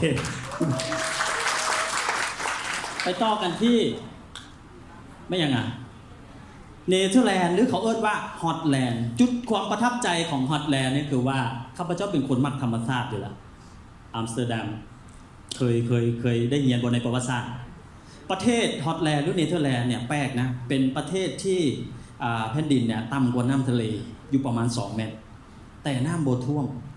เพราะอย่างรู้ป่ะเพราะประเทศนี้เก่งเกี่ยวกับเรื่องการระบายเรื่องของสภาพแวดล้อมพวกนี้เป็นหลักฉะนั้นผู้ใดที่เรียนเก่งๆเรียนสูงๆเรียนเกี่ยวกับสภาพแวดล้อมเนี่ยเขาจะส่งไปเรียนวันนี้ละว่าจะสุดยอดหลายระบายน้ำแล้วประเทศนี้จะฮักสิ่งแวดล้อมหลายดอกทิวลิปเนี่ยมันต้นตำรับโบแมนอยู่ที่เนเธอร์แลนด์นะมันเป็นของประเทศตุรกีแต่คนเนเธอร์แลนด์เขาสามารถเอามาปลูกและผสมพันธุ์นะผสมพันธุ์เหมือนผสมพันธุ์อย่างอื่นนะผสมพันธุ์ต้นไม้แบบนี้เนาะและเฮ็ดให้มันเป็นหลากหลายสีแบบนี้ซึ่งทุ่งดอกทิวลิปจะยาวแบบกว้างสุดสายตาแบบนี้มันเห็นแล้วมีความรู้สึกคือมันเฮ็ดให้เป็นเจริญหูเจริญตาพอเข้าใจป่ะอันนี้คืออยากให้ทุกท่านไปเห็นเหมือนกันถ้าว่างๆนะแล้วก็อุตสาหกรรมอย่างนึงก็คือสำหรับฮอตแลนด์หรือเนเธอร์แลนด์เนี่ยเฮ็ดเกิร์ผลิตเกิร์แบบนี้แหละเกิร์ไม้แบบนี้แล้วขายให้ประเทศใดรู้ป่ะส่งมาขายที่ญี่ปุ่นเวลาที่ย่างไปใส่เกิร์ไม้แบบนี้จะดังปึกปักปึกปักปึกปักซึ่งใส่เป็นอาวุธก็ได้และไส้เป็นเกิบอย่างต่างๆก็ได้ขอโทษนะบางทีสามีภรรยาเบ้าพิดหูกันดึกเกิบใส่เป็นลมเลย เห็นป่ะพอธรรมดาแล้วก็ไปต่อกันที่ไม่อย่างไงอเมริกาท่านลองคิดนะเมื่อวานนี้ท่านข่าวสุขสวรรค์เว้าไปแล้วบังเอิญว่าไปสัมภาษณ์อเมริกากับบ่ได้รู้ว่าท่านข่าวสุขสวรรค์จะไปอเมริกาบังเอิญว่าเดือนเดียวนั่นแหละอาจจะสลับกันนิดนึงไปที่อเมริกาข้าพเจ้ากับไปที่อเมริกาเป็นประเทศนึงที่ในฝันแล้วคิดมาตั้งแต่น้อยว่ามื้อนึงต้องไปให้ได้ข้าพเจ้าไปสัมภาษณ์ท่านเขาบอกว่ามีคน 3-400 คนเรียนทรัพย์ลาภเลยสัมภาษณ์ที่สถานทูตอเมริกาบางคนหอบใบตาดินไปบางคนหอบทรัพย์สินทุกอย่างเพื่อไปอ้างอิงว่าค่อยไปอเมริกาเนี่ยค่อยไปดีใกล้ๆแบบนี้แต่ท่านเสื้อบอกว่าพอไปสัมภาษณ์ปุ๊บแต่ละคนเนี่ยเวลาย่างออกมาเบิ่งสภาพแล้วข้าพเจ้ามองว่าเอ๊ะมันเกิดอย่างขึ้นกับคนกลุ่มนี้ถามว่าได้บ่อ้ายแกงหัวแบบนี้แทบทุกคน300 คนได้จริงๆบ่เท่าใดคนนะบางคนสัมภาษณ์แล้วสัมภาษณ์อีกแต่ข้าพเจ้ากับท่านปวีณา2 คนจริงๆแล้วมาคิดว่ามันเป็นเพราะโชคบอกจริงๆข้าพเจ้าคิดว่าทุกท่านลองพิจารณามือนะข้าพเจ้าเอาใบสเตทเมนต์ขังเซ็นและกับบัญชี2 อย่างบ่ได้เอาทรัพย์สินที่ดินบ่ได้เอาอย่างต่างๆไปเลยแล้วไปบอกทุกเขาจะถามว่าไปให้อย่างวัตถุประสงค์คือไปเที่ยวอย่างเดียวและเขาก็เช็คท่านบอกต้องไปอ้างอิงแต่ว่าโอ้ยค่อยมีดินเท่านั้นต่อนะค่อยเป็นอย่างต่างๆสารพัดอย่างเพราะอยู่ในคอมพิวเตอร์เขามีข้อมูลท่านหมดแล้วเพียงแค่เซิร์ชเข้าไปปุ๊บโอเคเข้าใจวันพุธมาเอาวีซ่าท่านลองคิดบ้างเห็นไหมมื้อนี้ถ้าท่านมีตัวเลขอยู่ในบัญชีไหลอยู่แบบนั้นนะถ้าจะไปบรรดาประเทศที่พัฒนาแล้วกลุ่มนี้นะบอกเลยว่าโนพอมแพมเข้าใจโนพอมแพมปะ โนพอมแพมคือจะมีปัญหาสำหรับตัวท่านแต่ถ้าท่านบ่มีตัวเลขบัญชีบุนเวียนอยู่นั้นท่านจะไปอ้างอีกเอาคนนั้นไปอ้างเอาคนนี้ไปอ้างท่านก็บ่ได้ไปซึ่งมันบ่แม่นเพราะโชคนะทุกท่านอย่าเข้าใจว่ามันเป็นโชคให้ก็เลยบ่ได้ไปโชคดีก็เลยได้ไปมันบ่เกี่ยวตัวนี้มันบ่เกี่ยวเห็นปะนี่ไปอเมริกาส่วนมากนะที่ข้าพเจ้าเห็นนะคนส่วนมากถ้าไปอเมริกาส่วนมากวัตถุประสงค์ส่วนมากก็คือเนื่องไปถ้าไปหาเฮ็ดเวียกแสดงว่าไปหาเงินแม่นบ่แม่นบ่แม่นอีกส่วนนึงก็คือไปเที่ยวและมีน้อยคนหลายที่มีเป้าหมายจะไปเที่ยวในที่ประเทศที่เจริญและพัฒนาแล้วเขาก็มานั่งคิดว่าเป็นอย่างมันเข่งคัดใช่ป่ะมันเป็นอย่างว่าแต่พอลงไปที่อเมริกาเขาถึงรู้ว่าโอ้โหเป็นอย่างมันถึงเจริญป่ะนี้เป็นอย่างมันถึงพัฒนาป่ะนี้เขาถึงรู้ว่าสมพอมึงถึงบ่อยากให้กูเข้ามาถามว่าได้อย่างที่เข้าไปเขาได้พัฒนาด้านความคิดพัฒนาเรื่องของสายหูสายตาทุกอย่างเราจะต้องไปต่อยอดว่าจริงๆแล้วความเจริญในโลกเนี่ยมันมีคนพัฒนามาเรียบร้อยแล้วมันมีประเทศที่พัฒนามาเรียบร้อยแล้วเขาจะพัฒนาบ่ล่ะมาถามที่ตัวเขาจะพัฒนาบ่ล่ะไปเพื่ออย่างเห็นว่ามันได้เห็นมันได้เรียนรู้มันได้อย่างต่างๆข้าพเจ้าก็ไปใช้ชีวิตอยู่ประมาณเดือนเศษๆแล้วไปเบิ่งท่านปวีณาพวกเอาเศร้าลีโมซีนเนี่ยว่าขับอยู่ตรงหน้าท่านฮู้บ่เป็นคนอเมริกา บริหูว่า2 คนขายยาสีฟันมาเห็นปะเวลาจะขึ้นปุ๊บนี่ไงไขรถประตูไว้เรียบร้อย เขาเข้าใจว่าเราเป็นลูกเศรษฐีมาแต่ไถบูฮูแต่เราลงกัน2 คนเบิ่งเห็นปะมือนึงนะหากท่านสำเร็จเนี่ยชีวิตท่านจะมีระดับ แต่ตอนนี้อย่าเฝ้าไปเอาระดับมาใส่ก่อนนะบางคนว่าเฮ้ยกูระดับนี้ว่าจะเพชรขังเซ็นแล้วระดับใดล่ะต้องไปเฮ็ดบางทีเขาก็งงเหมือนกันแม่นบ่แม่นมันบ่ได้เกี่ยวกับระดับทุกท่านแต่มันเกี่ยวกับว่าวิถีชีวิตท่านเนี่ยท่านต้องการอยากจะมีแบบใด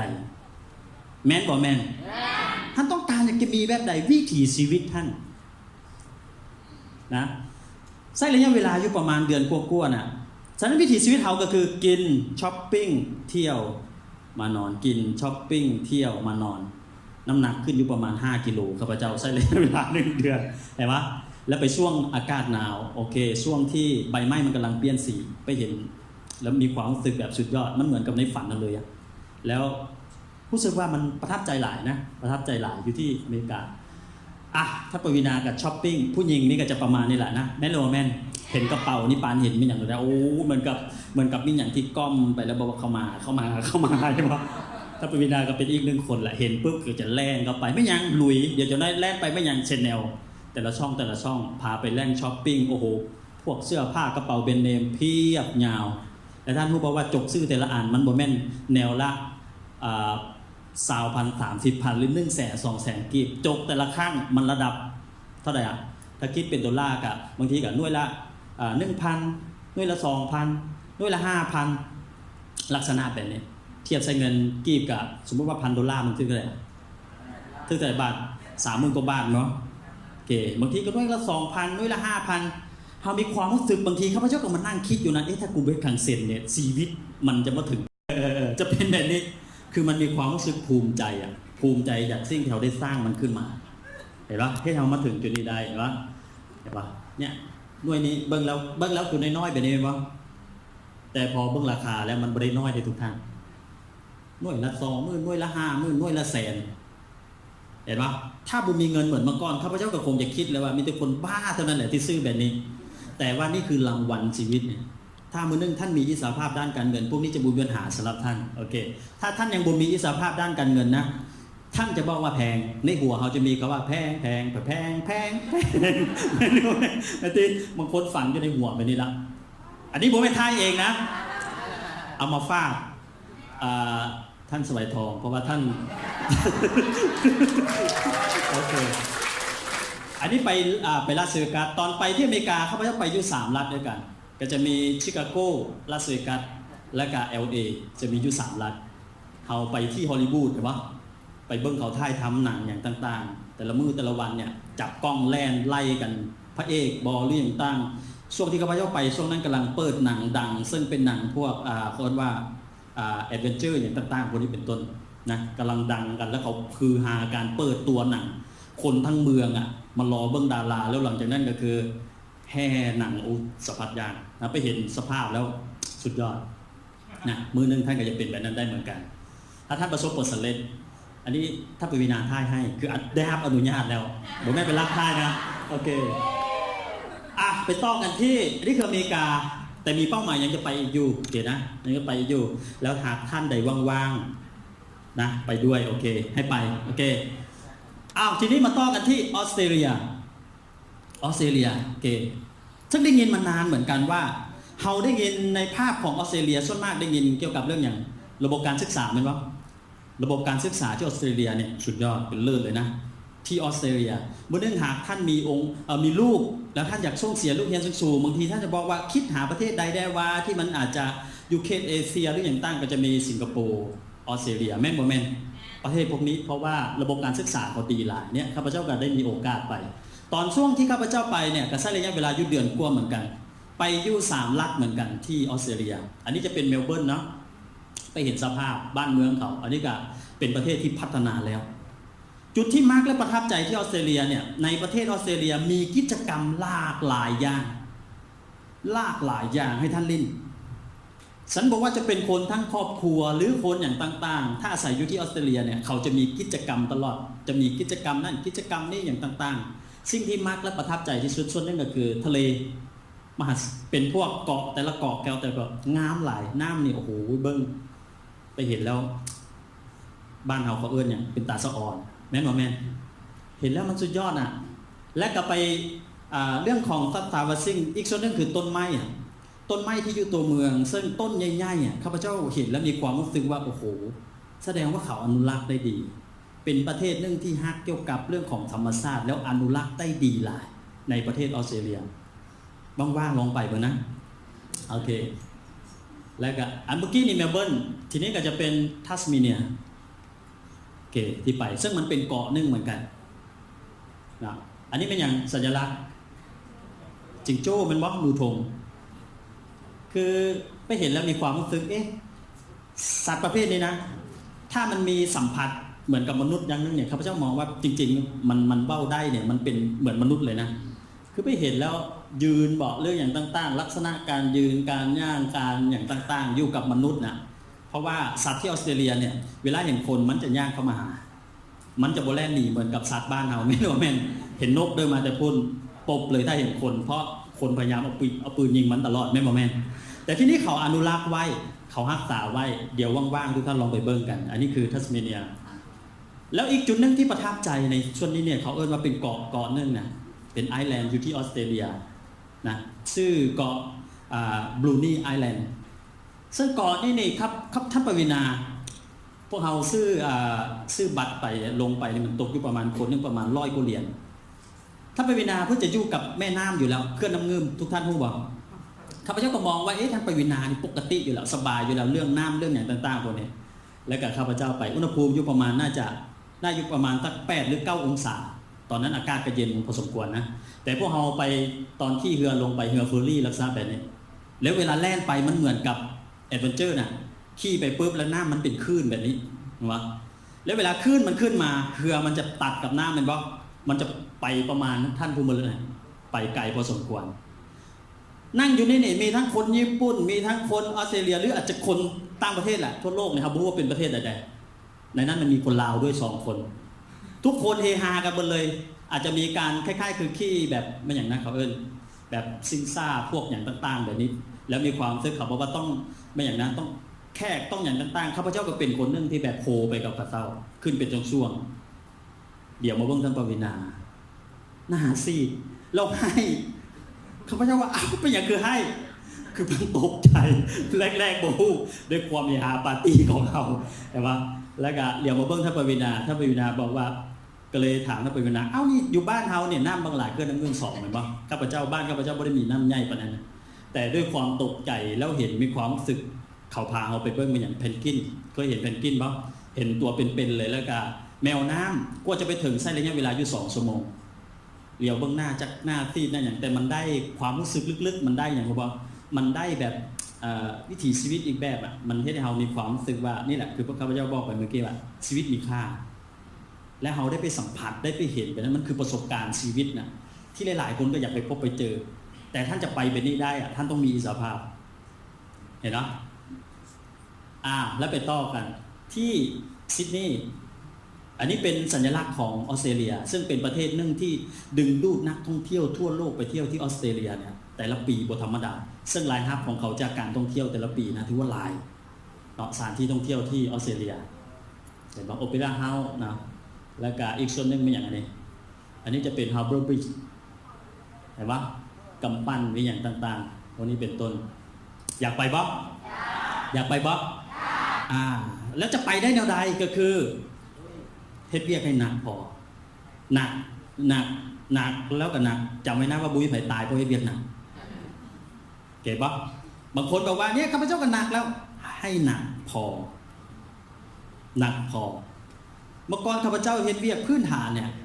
อย่างน้อยมื้อนึงข้าพเจ้าต้องมีคนนัดพบอยู่3 เคสที่จะต้องไปลงถ้าบ่3 เคสบ่เข้าบ้านเพราะมันมีกฎคาสเลียอยู่ว่าถ้าไปลง3 คนมันจะมี1 คนเซย์ yes อีก2 คนเซย์ no ถ้าท่านไปลงน้อยคนตัวเลขพวกนี้มันจะน้อยฮู้บอกว่าคนบางคนเป็นอย่างถืออัตราการเติบโตมันถึงซ่าเพราะว่าเฮาส่วนคนมื้อนี้ก็จะไปส่วนอีกประมาณทิศหน้าทิศในแต่กงกันข้ามกับข้าพเจ้าคือมื้อนึงต้องมีกฎคาสเลียอยู่3 เคส 3 คนที่ต้องลงจะด้วยการโฮมมิทติ้งหรือจะด้วยการสปอนเซอร์ ถ้าท่านเฮ็ดเป็นนี้ได้นะท่านจะบรรลุได้ไวท่านจะบรรลุได้ไวโอเคไปต่อกันอีกทีนี้หลังจากวันนี้นี่ออกไปวันที่4จะเดินทางไปใส่ทุกท่านรู้บ่ท่านไดเรคเตอร์แต่ละท่านสัญญากันแล้วว่าเราจะไปแก้ผ้าให้ปลาดูเขาจะที่เมาดีฟแล้วถ้าผู้ใดพืชลายๆเนี่ยเวลาลอยลงไปเนี่ยจะเป็นมิตรกับสลามอย่างดีเพราะว่ามันสีลายคือกัน นึกภาพออกบ้างโอเคฉะนั้นถ้าไปจุดนั้นอย่างเดียวเลยที่จะต้องปฏิบัติคือนะเคารพธรรมเนียมที่นั่นก็คือต้องใส่บิกินี่เท่านั้นสำหรับท่านยิงท่านใดอยากจะไปลงยกมือ โอเคนะพวกเราจะไปแก้ผ้าให้ปลาดูวันที่4จะเดินทางเนี่ยจะไปที่มาลดีฟกันโอเคนะเอาเป็นว่าเดี๋ยวจะไปสำรวจเบื้องก่อนแล้วข้างหน้าเดี๋ยวจะพาไปอีกครั้งตกลงปะตกลงนะทุกท่านทุ่มเทมุ่งมั่นเต็มที่เดี๋ยวเราจะจัดโปรแกรมตัวนี้อีกรอบโอเคสำหรับในเรื่องของมาลดีฟทีนี้เป็นอีกส่วนหนึ่งล่ะเอาเป็นว่าเป็นประเทศสุดท้ายที่ให้เบิ้งว่าจุดนี้คือประเทศใดประเทศสิงคโปร์ซึ่งเรามีแคมเปญกันปีหน้าจะไปไซต์สิงคโปร์แต่สำหรับท่านไดเรคเตอร์ก็จะมีเขาว่าสิ่งหนึ่งที่ท้าทายเหมือนกันนั่นก็จะเป็นโอซาก้าที่ประเทศญี่ปุ่นเห็นว่าสำหรับท่านใดที่มุ่งมั่นทุ่มเทเต็มที่พอแล้วท่านก้าวมาเป็นไดเรคเตอร์มันจะมีเงื่อนไขอยู่ท่านไปเรียบเรียงบ้างนะท่านอาจจะได้ไปที่โอซาก้าร่วมเดินทางไปไดเรคเตอร์อีก1 รอบสำหรับท่านใดที่ทุ่มเทมุ่งมั่นก็อาจจะประมาณกลางๆท่านก็จะได้ไปเที่ยวที่สิงคโปร์ฟรีท่านใดที่คิดว่าตัวเองมีติดอันดับและลองยกมือโอเคท่านจิตวาเนาะมี5 ท่านเหมือนกัน5 ท่านเหมือนกันโอเคแล้วที่บ่ยกมือท่านยังมีโอกาส1 ครั้งหมายถึงว่าเริ่มต้นแต่เดือนนี้ก็คือเดือน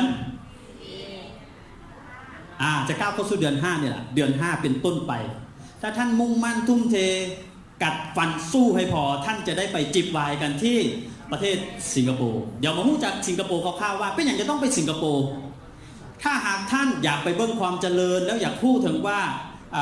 ความเจริญในการพัฒนาเรื่องของทุกอย่างเป็นแนวใดที่มันใกล้เคียงกับอเมริกานะข้าพเจ้าแนะนำเลยว่าเรื่องราคาอาจจะโลลงมาอาจจะถูกกว่านั่นก็คือสิงคโปร์เป็นประเทศนึงที่มันเป็นเกาะสิงคโปร์ท่านไปเบิ้งแล้วท่านจะได้แนวคิดนึงไม่ในหัวของท่านว่าประเทศนี้เนี่ยเอาดินมาถมทะเลนะ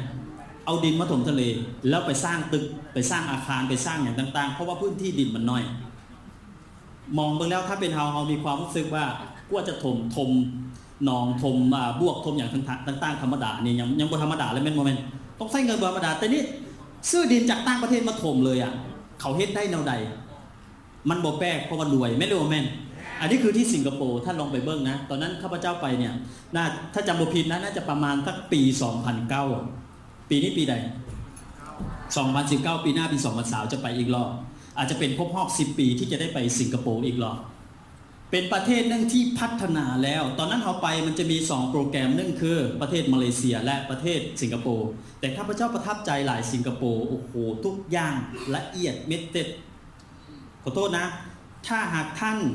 เป็นคนแบบสบายโดยที่บ่ได้ไปคิดว่าสภาพแวดล้อมอย่างต่างๆจะมีพิษมีภัยกับท่านขอโทษเวลาที่ท่านลงยนต์ไปหรืออาจจะเข้าไปในสนามบินออกไปจะขึ้นรถ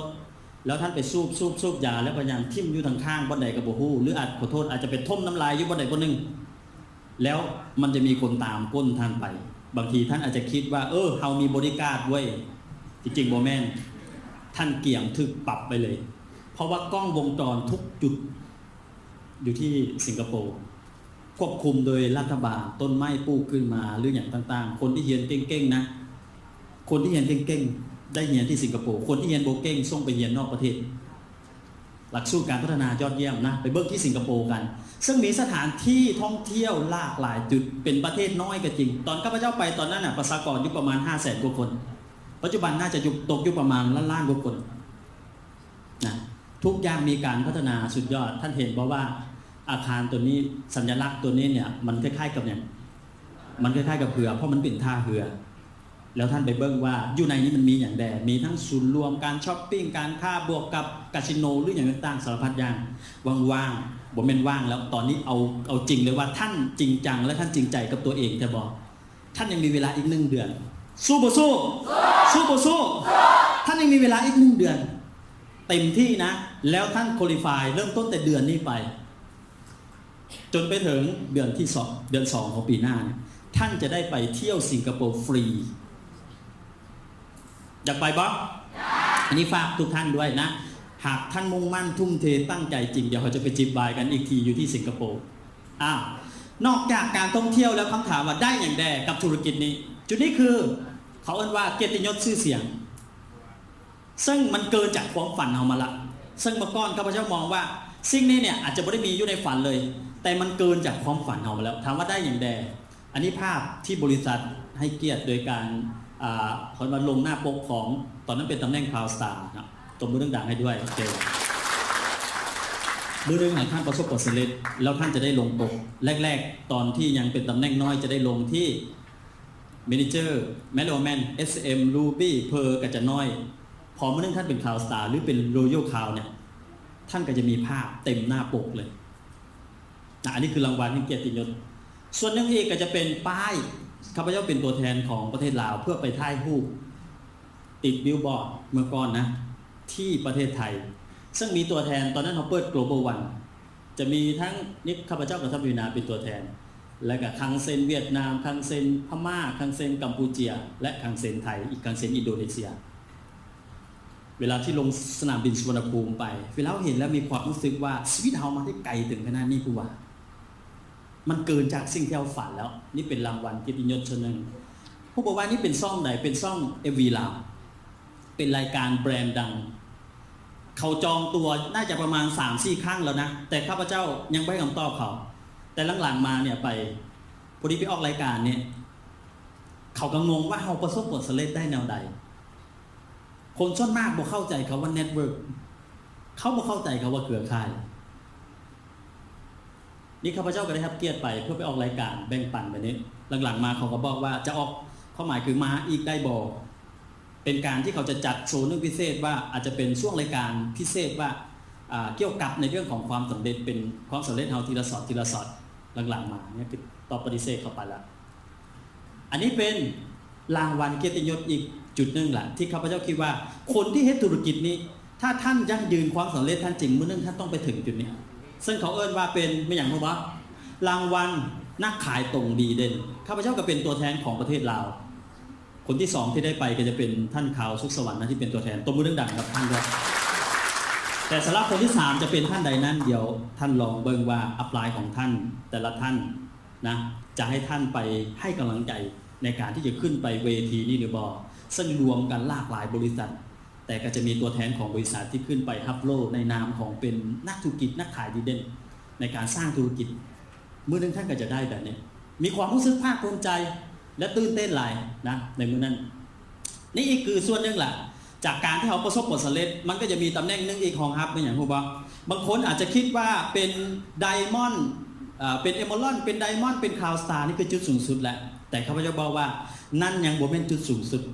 ท่านยังมีตำแหน่งมิลเลนแนร์พวกนี้อย่างเช่นคือบรอนซ์ซิลเวอร์โกลด์ข้าพเจ้าก็เป็นตัวแทนของซิลเวอร์ท่านข่าวสุขสวรรค์เป็นบรอนซ์ที่ฮับน่าจะประมาณสัก2 ปีหลังเห็นปะมิลเลนแนร์คนที่เป็นมิลเลนแนร์แบบนี้ได้เนี่ยต้องมีรายได้ประกาศหมายถึงว่าต้องต่อปีนะต่อปีบุรุษอยู่7 ล้านบาทขึ้นไปต่อปีบุรุษ7 ล้านบาทขึ้นไปเห็นปะอันนี้คือสิ่งที่ได้กับธุรกิจคังเซ็นเกนโกบริษัทที่อะไรเมื่อนั้นเป็นสิ่งที่ตื่นเต้นและประทับใจหลายก็คือส่วนนี้เกท่านเคยเห็นพาเข้าที่แบบอลังการงานสร้างแบบนี้บ้าง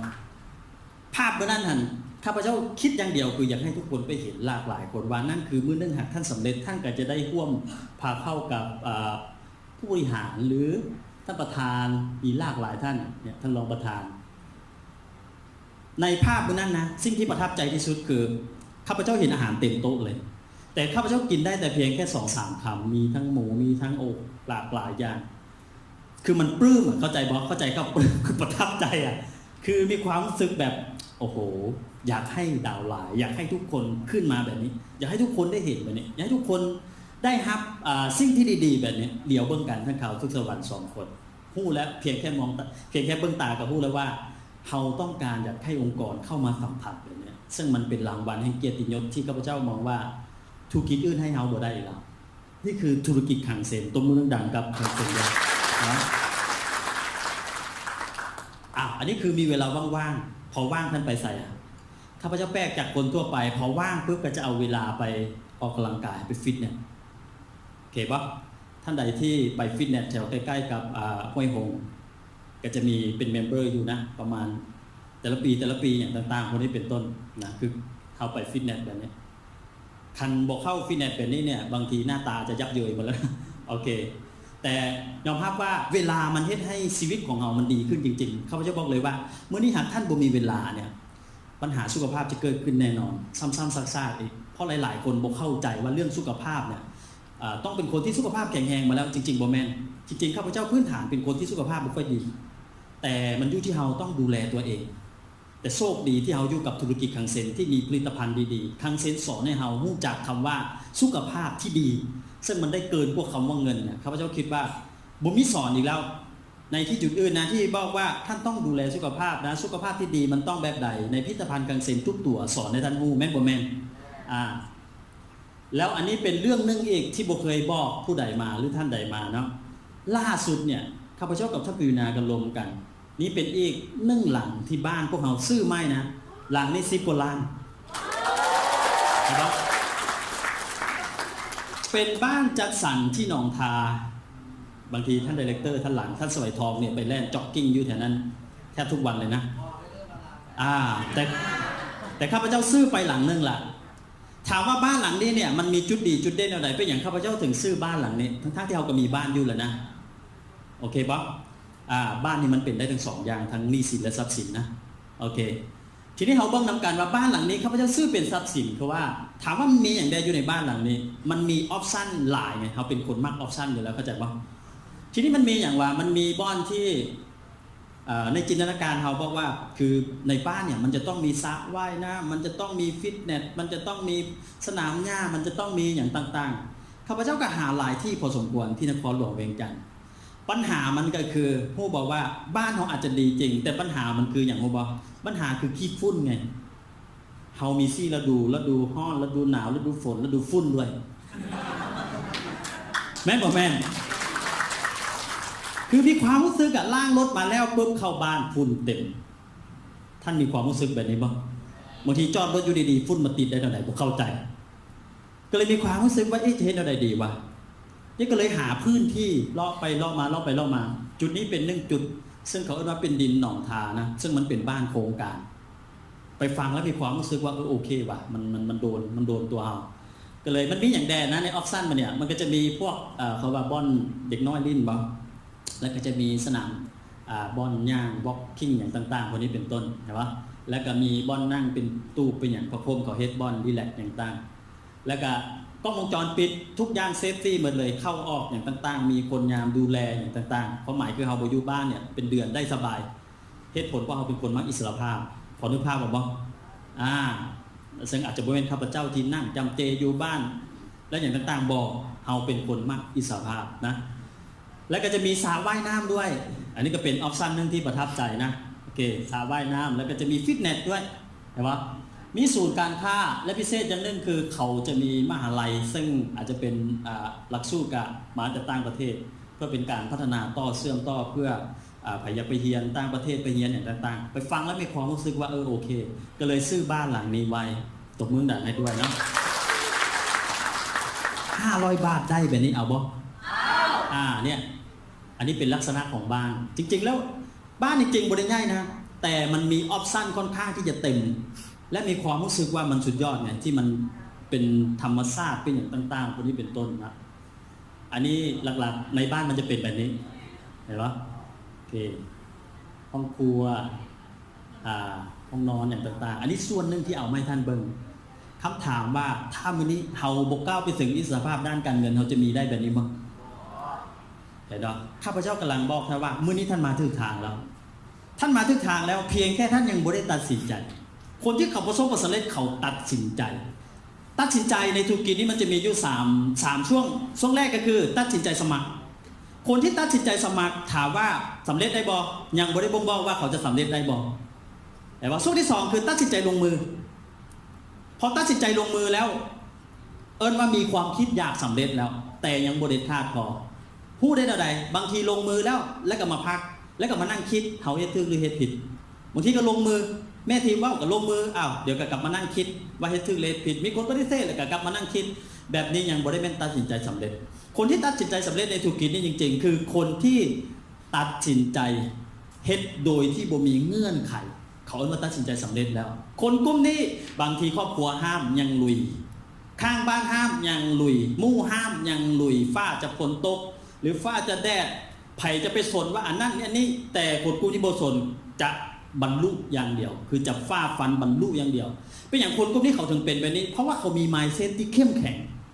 เขาเข้าใจในสิ่งที่เขาต้องการและเขาเข้าใจว่าเมื่อนึงที่เขาเมื่อยไปเพราะอย่างปลายทางมันคืออย่างเมื่อนี้ข้าพเจ้าขอเป็นตัวแทนคนนึงแหละที่มาบอกท่านว่าเมื่อนึงของท่านสำเร็จท่านจะได้แบบนี้เอาบ่เอาบ่เอาคุ้มบ่ถ้าได้แบบนี้ถ้ามันคุ้มจริงออกจากห้องนี้ไปมี3คำเท่านั้นที่จะบอกท่านหนึ่งคือลงมือเฮ็ด3อย่างแม่นบ่แม่นลงมือเฮ็ดเท่านั้นเฮาบ่แม่นเทวดานะบ่แม่นเทวดาท่านฮู้แล้วปัญหาต้องเจอแต่คนที่เขาประสบความสำเร็จเนี่ยนะเจอปัญหามันเป็นเรื่องปกติในธุรกิจนี้มันเป็นเรื่องปกติทีนี้มาเบิ่งที่ mindset กับ skill set mindset แรกที่ท่านจะต้องมีคืออันดับแรกท่านต้องคิดให้ใหญ่พอในธุรกิจนี้คนที่คิดน้อยแล้วจะได้เหมือนที่ข้าพเจ้าได้เนี่ยเป็นไปว่าได้ท่านต้องคิดให้ใหญ่พอฝันอยากจะมีบ้านแบบใดฝันอยากจะมีรถแบบใดท่านต้องเขียนลงไปท่านต้องการเบนซ์การ BM ท่านต้องการยี่ห้อใดเรื่องของรถที่จะพอใจของท่านเห็นป่ะท่านต้องการอยากจะมีไลฟ์สไตล์แบบใดอยากจะมีอิสรภาพการเดินทางท่องเที่ยวแบบใดอยากจะมีรายได้เท่าใดต่อเดือนท่านต้องเขียนออกมาท่านต้องฮู้จักถ้าท่านฮู้จักเรื่องนี้ท่านไปถึงแบบนี้บ่ได้แน่นอนท่านไปถึงแบบนี้บ่ได้แน่นอนเห็นป่ะอันที่สองท่านต้องคิดไกลต้องเป็นคนมีวิสัยทัศน์ท่านต้องฮู้ว่า5 ปีเนี่ยชีวิตท่านจะเป็นแนวใด10 ปีชีวิตท่านแนวใดนี่ท่านต้องคิดไปด้วยหากท่านมีลูกท่านจะให้ลูกไปเรียนอยู่ไหนชีวิตของท่านหรือครอบครัวท่านต้องวางแผนแนวใดสมมุติตอนนี้ท่านอายุ25 ปี30 ปีท่านจะมีวิถีชีวิตแนวใดท่านต้องเบิ่งให้ออกท่านต้องจินตนาการไปให้ถึงว่า30 ปีชีวิตท่านจะเป็นแบบใดท่านคงจะบ่เฮ็ดเรื่องหนักนะท่านจะมีไลฟ์สไตล์แบบใดเห็นบ่ท่านต้องการอยากจะมีแบบใดในชีวิตท่านอยากตอบแทนบุญคุณพ่อแม่ท่านก็ตอบแทนไปท่านอยากจะมีบ้านจากหลังท่านอยากจะมีบ้านประเภทใดท่านอยากจะมีรถแบบใดท่านอยากมีรายได้ต่อเดือนเท่าใดนี่คือสิ่งที่ท่านต้องคิดคนทั่วไปที่เขาบ่ประสบผลสำเร็จแบบนี้เพราะเขาบ่ได้คิดและเขาบ่ได้ฮู้ว่ามื้อนึงเขาต้องมีแบบนี้เขาเฮ็ดไปเพียงแค่ว่าเมื่อใดจะได้ว่าเมื่อใดจะได้ว่าถ้าคิดแบบนี้จังไดก็จะไปถึงนี่ยากท่านต้องเปลี่ยน mindset ของท่านใหม่ท่านต้องคิดใหญ่แล้วคิดไกลด้วยถ้าท่านคิดใกล้ๆท่านก็คิดเพียงแค่มื้อนี้มื้ออื่นหากินกุ้มมือกุ้มวันเห็นปะเน็ตเวิร์กต้องคิดไกลท่านต้องฮู้จักพอว่าเป็นอย่างท่านต้องยอมเมื่อยและเป็นอย่างท่านต้องยอมอดทนเป็นอย่างท่านต้องยอมทุ่มเทเป็นอย่างท่านจะยอมที่จะเจอคำปฏิเสธแล้วเจอคำปฏิเสธอีกเป็นอย่างท่านต้องยอมและเป็นอย่างท่านต้องเดินไปต่อซึ่งมันโมเมนต์ว่าไปเจอปัญหาปุ๊บแล้วท่านจะกลับมาคิดแล้วไปถามอัพไลน์ว่าอัพไลน์น้องช่วงนี้บ่ว่างช่วงนี้เวียกยุ่งขอเวลาได้บ่อัพไลน์บ่สามารถที่อย่างกับท่านได้เพราะชีวิตท่านเป็นคนกำหนดตัวของท่านเองเพราะถ้าท่านบ่เฮ็ดถ้าท่านบ่เอาอัพไลน์ท่านคนที่เขาประสบสำเร็จเขาก็ต้องไปหาคนอื่นอยู่ดีเห็นไหมคนที่เสียโอกาสบ่แม่นเขาแต่เป็นท่านแต่ถ้าท่านเฮ็ดท่านต้องปรึกษาเขาอย่าไปปรึกษาข้างบ้านเป็นอะไรปรึกกับปรึกโซนกันเดี๋ยวมันจะปรึกไปตามกันแม่นหรือว่าแม่นท่านต้องปรึกษาอัพไลน์ของท่านอัพไลน์ของท่านจะให้คำตอบได้ดีเห็นไหมท่านต้องคิดไกล5 ปีชีวิตท่านจะเป็นแนวใดคำถามว่าถ้าท่านยอมเมื่อยสักประมาณ2 ปีชีวิตท่านจะเป็นแบบไหนยอมเมื่อย5 ปีอันนี้ปรึกษาอัพไลน์ท่านนะว่าเมื่อยแบบใดประมาณ2 ปีเมื่อยไปได้5 ปีท่านต้องรู้จักนะต่อไปท่านต้องคิดบวกด้วยคิดบวกก็คือต้องมีทัศนคติที่ดีต่อบริษัทท่านมีอยู่กับบริษัทที่ดีที่สุดแล้วในประเทศนี้ข้าพเจ้ากล้าบอกเลยนะบ่มีบริษัทใดในหู้ว่าท่านจะไปถึงได้ใดเพราะมันยังบ่มีคนไปถึง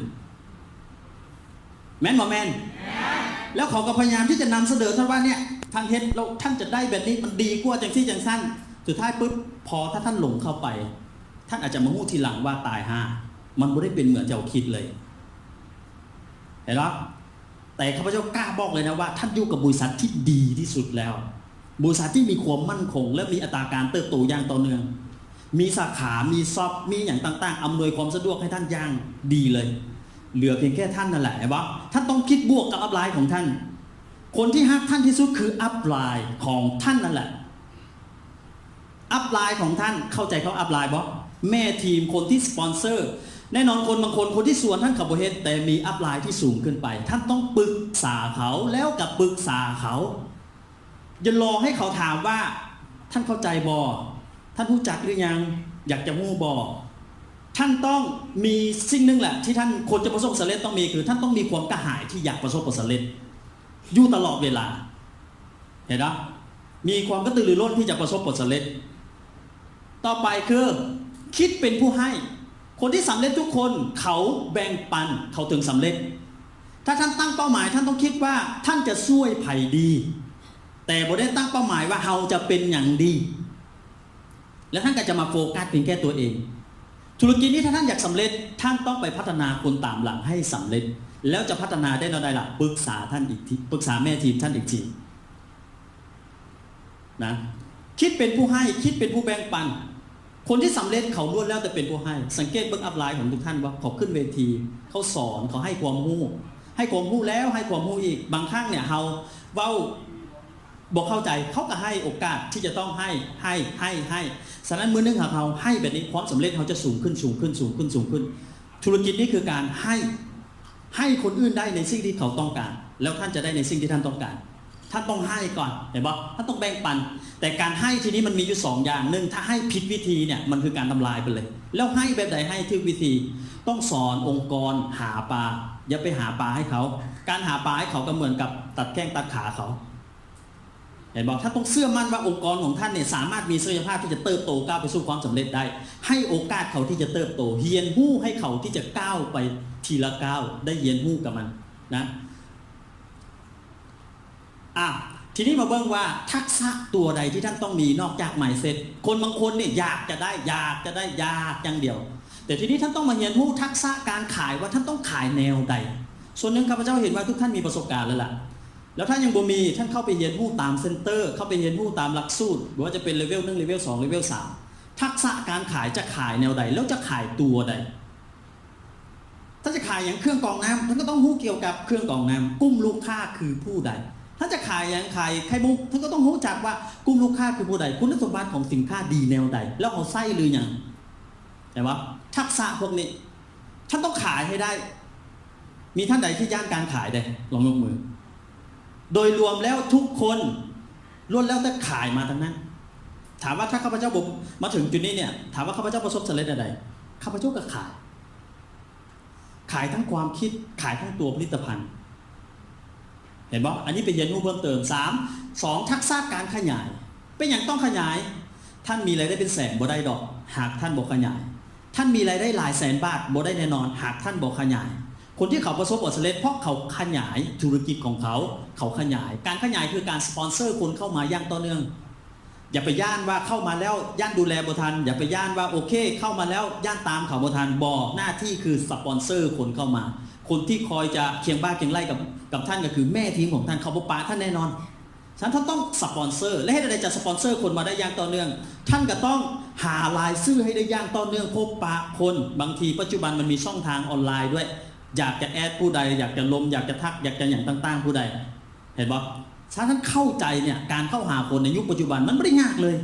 แม่นบ่แม่นโอเคข้อที่3นั่นนี่ท่านต้องเรียนรู้ทักษะการบริหารคำว่าทักษะการบริหารมันกว้างบริหารเรื่องใดสำหรับท่านเมเนเจอร์นะข้าพเจ้าแนะนำว่าทักษะแรกท่านต้องรู้บริหารตัวเองทักษะที่2ท่านต้องรู้เรียนรู้การบริหารการเงินขั้นพื้นฐานได้เงินมาปุ๊บแล้วจะเอาเงินไปใช้จังใดต่อคงจะบ่แม่นได้เงินมาปุ๊บเอาเงินไปซื้อเสื้อผ้าเอาเงินไปซื้อ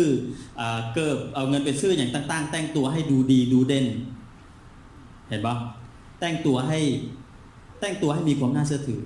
แต่บ่ได้แต่งตัวให้มีมูลค่าแรกๆนะซึ่งเมื่อก่อนข้าพเจ้าก็บ่ได้เป็นแบบนี้เห็นปะแล้วถามว่าเอาเงินได้เงินมาจะต้องเอาเงินไปอย่างส่วนหนึ่งคือ สะสมเงินไว้ซื้ออยู่ซื้อกินเฮ็ด2 บัญชีส่วนที่2คือเอาเงินเพื่อที่จะต้องลงทุนท่านต้องมีสินค้าที่เป็นตัวอย่างในการสาธิตท่านต้องเข้าประชุมแบบนี้ถามว่าการเข้าประชุมแบบนี้เนี่ยผู้ใดจะซื้อบัตรให้กับท่านตัวท่านเองแม่นบ่แม่นเพราะนี่คือธุรกิจของท่านท่านต้องมีเงินสำรองตัวหนึ่งเพื่อที่จะพัฒนาตัวเองหาหนังสือหาอย่างต่างๆมาอ่านเพื่อเป็นการพัฒนาตัวเองเก๋ว่าเรื่องนี้แม่ทีมของท่านมีอยู่แล้วนะทักษะการบริหารทีมนะและก็ทักษะของความเป็นผู้นำการเคลื่อนองค์กรจะต้องเคลื่อนแนวใดผู้นำจะต้องคิดแนวใดผู้นำจะต้องลงมือแบบใดนะและทักษะในการสื่อสารกับคนการเว้ากับองค์กรทักษะในการถ่ายทอดเมื่อท่านนั่งฟังแบบนี้แล้วท่านต้องขึ้นเวทีในการถ่ายทอดลงไปแรกๆมันอาจจะบ่ได้ดีได้เด่นแต่ว่ามันคือการที่จะให้ได้ท่านก้าวไปและเติบโตกัดพัฒนาตัวเองสูงขึ้นหากท่านมานั่งอยู่แบบนี้นะออกห้องนี้ไปข้าพเจ้าแนะนำว่าอยู่ในเซ็นเตอร์ท่านต้องมีบทบาทกับแม่ทีมของท่านโดยการที่จะขอขึ้นไว้ไอจอยขอขึ้นเรื่องของการเป็นพิธีกรถ้ายังช่วยยังบ่ได้ขอขึ้นไปลึกไวบอร์ดหรือกระดานก่อนเห็นปะเพื่อช่วยนั่นคือทักษะที่จะให้ท่านประสบผลสำเร็จซึ่งมันเป็นพวกสกิลเซ็ตขั้นพื้นฐานที่ท่านต้องรู้จักถ้าท่านรู้จักพวกนี้ท่านจะก้าวไปอีกระดับนึงเนี่ยบ่ได้หากท่านมาเป็นเมเนเจอร์หรือมาเป็นไดเรคเตอร์เนี่ยท่านจะรู้หลายขึ้นในหลักสูตรแต่ฝากไว้กับทุกคนว่าเรื่องต่างๆเหล่านี้เนี่ยข้าพเจ้าเองบ่ได้เริ่มต้นด้วยความสวยหรูเนี่ยข้าพเจ้าเริ่มต้นจากเนี่ยคือข้าพเจ้าในอดีตเป็นนักศึกษาคนที่สวนข้าพเจ้าเมื่อกี้เนี่ยตบมือดังๆให้ด้วยข้าพเจ้าเริ่มต้นด้วยความมึนงงด้วยการไปฟังแบบนี้แต่ข้าพเจ้าก็ต้องยอมรับเงื่อนไขว่าถ้าจะประสบผลสำเร็จต้องไปฟังแบบนี้แม่ทีมบอกฟังแบบนี้สู้จะเข้าใจสู้จะซึมซับข้าพเจ้าฟังแล้วฟังอีกเห็นปะข้าพเจ้าเริ่มต้นด้วยรถคันห้างๆแบบนี้จากรถคันแบบนี้แล้วมีแบบเมื่อกี้เนี่ยถามว่าถ้าท่านเริ่มต้นดีกว่าข้าพเจ้าแบบนี้เนี่ยท่านประสบผลสำเร็จได้แน่นอน100 เท่า1,000 เท่าแต่ว่าความสำเร็จมันไม่ได้อยู่เพียงแค่ส่วนนี้มันอยู่ที่ใจแม่นบ่แม่นข้าพเจ้าเริ่มต้นแบบนี้ตอนนี้เป็นระดับ SM ใหม่ๆท่านลองคิดไหมผมฟูจ้อยพอมโอตอนนี้เบิ้งข้างข่าวสุขสวรรค์ข้าพเจ้าเมื่อก่อนเนี่ยมันบ่ได้ลื่นๆกันเลยนะแต่ว่าขึ้น SM เดือนเดียวเดือนที่2ลูกทีมทีบขึ้นก็เลยเป็นรูบี้สตาร์ตอนนี้เป็นสัมมนา SM ฟอรัมอยู่ที่พัทยาเดือน9เขาจะมีอีก SM ฟอรัมเก็บบ๊อบสำหรับท่านใดที่เป็นเมเนเจอร์เขาไปเห็นภาพความสำเร็จของคนประสบผลสำเร็จหลากหลายคนและตอนนี้ข้าพเจ้าเป็นเพอร์สตาร์คนที่นั่งทางหลังตอนนั้นเนี่ยทำความรู้จักกันไม่นะจากรถแบบนี้พัฒนาขึ้นมาอีกเป็นแบบนี้ตอนนี้เป็นเพอร์สตาร์ฮักรายได้ตอนนั้น 84,000 บาทต่อเดือนตอนช่วงเป็นเพอร์สตาร์นะครับท้ายสุดและสุดท้ายเนี่ยอยากจะฝากไว้กับทุกคนว่านั่งอยู่นี้ทุกคนมีความรู้และมีความสามารถแต่มันบ่ได้เพียงแค่ท่านมีความรู้และความสามารถอย่างเดียวนะเขาบอกว่าไม่ใครสนใจดอกว่าท่านมีความรู้อยู่ในหัวเท่าใดทุกคนสนใจว่าท่านเอาความรู้อยู่ในหัวออกมาสร้างผลงานผลลัพธ์ของท่านเนี่ยให้เกิดขึ้นได้หลายเท่าใดต่างหากนะข้าพเจ้าเชื่อว่าท่านเห็นได้สู้บ่สู้ We will change We will change We will change We will change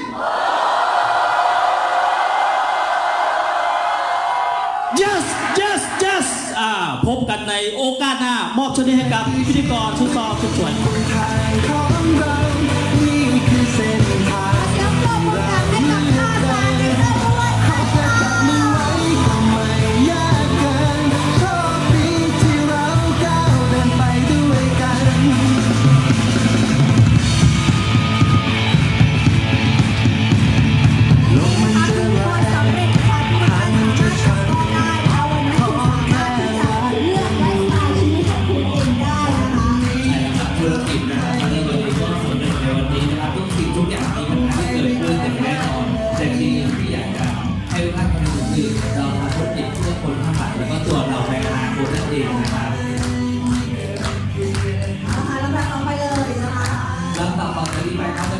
การส่งตัวแทนของแต่ละภาคนะครับเพื่อเป็นการ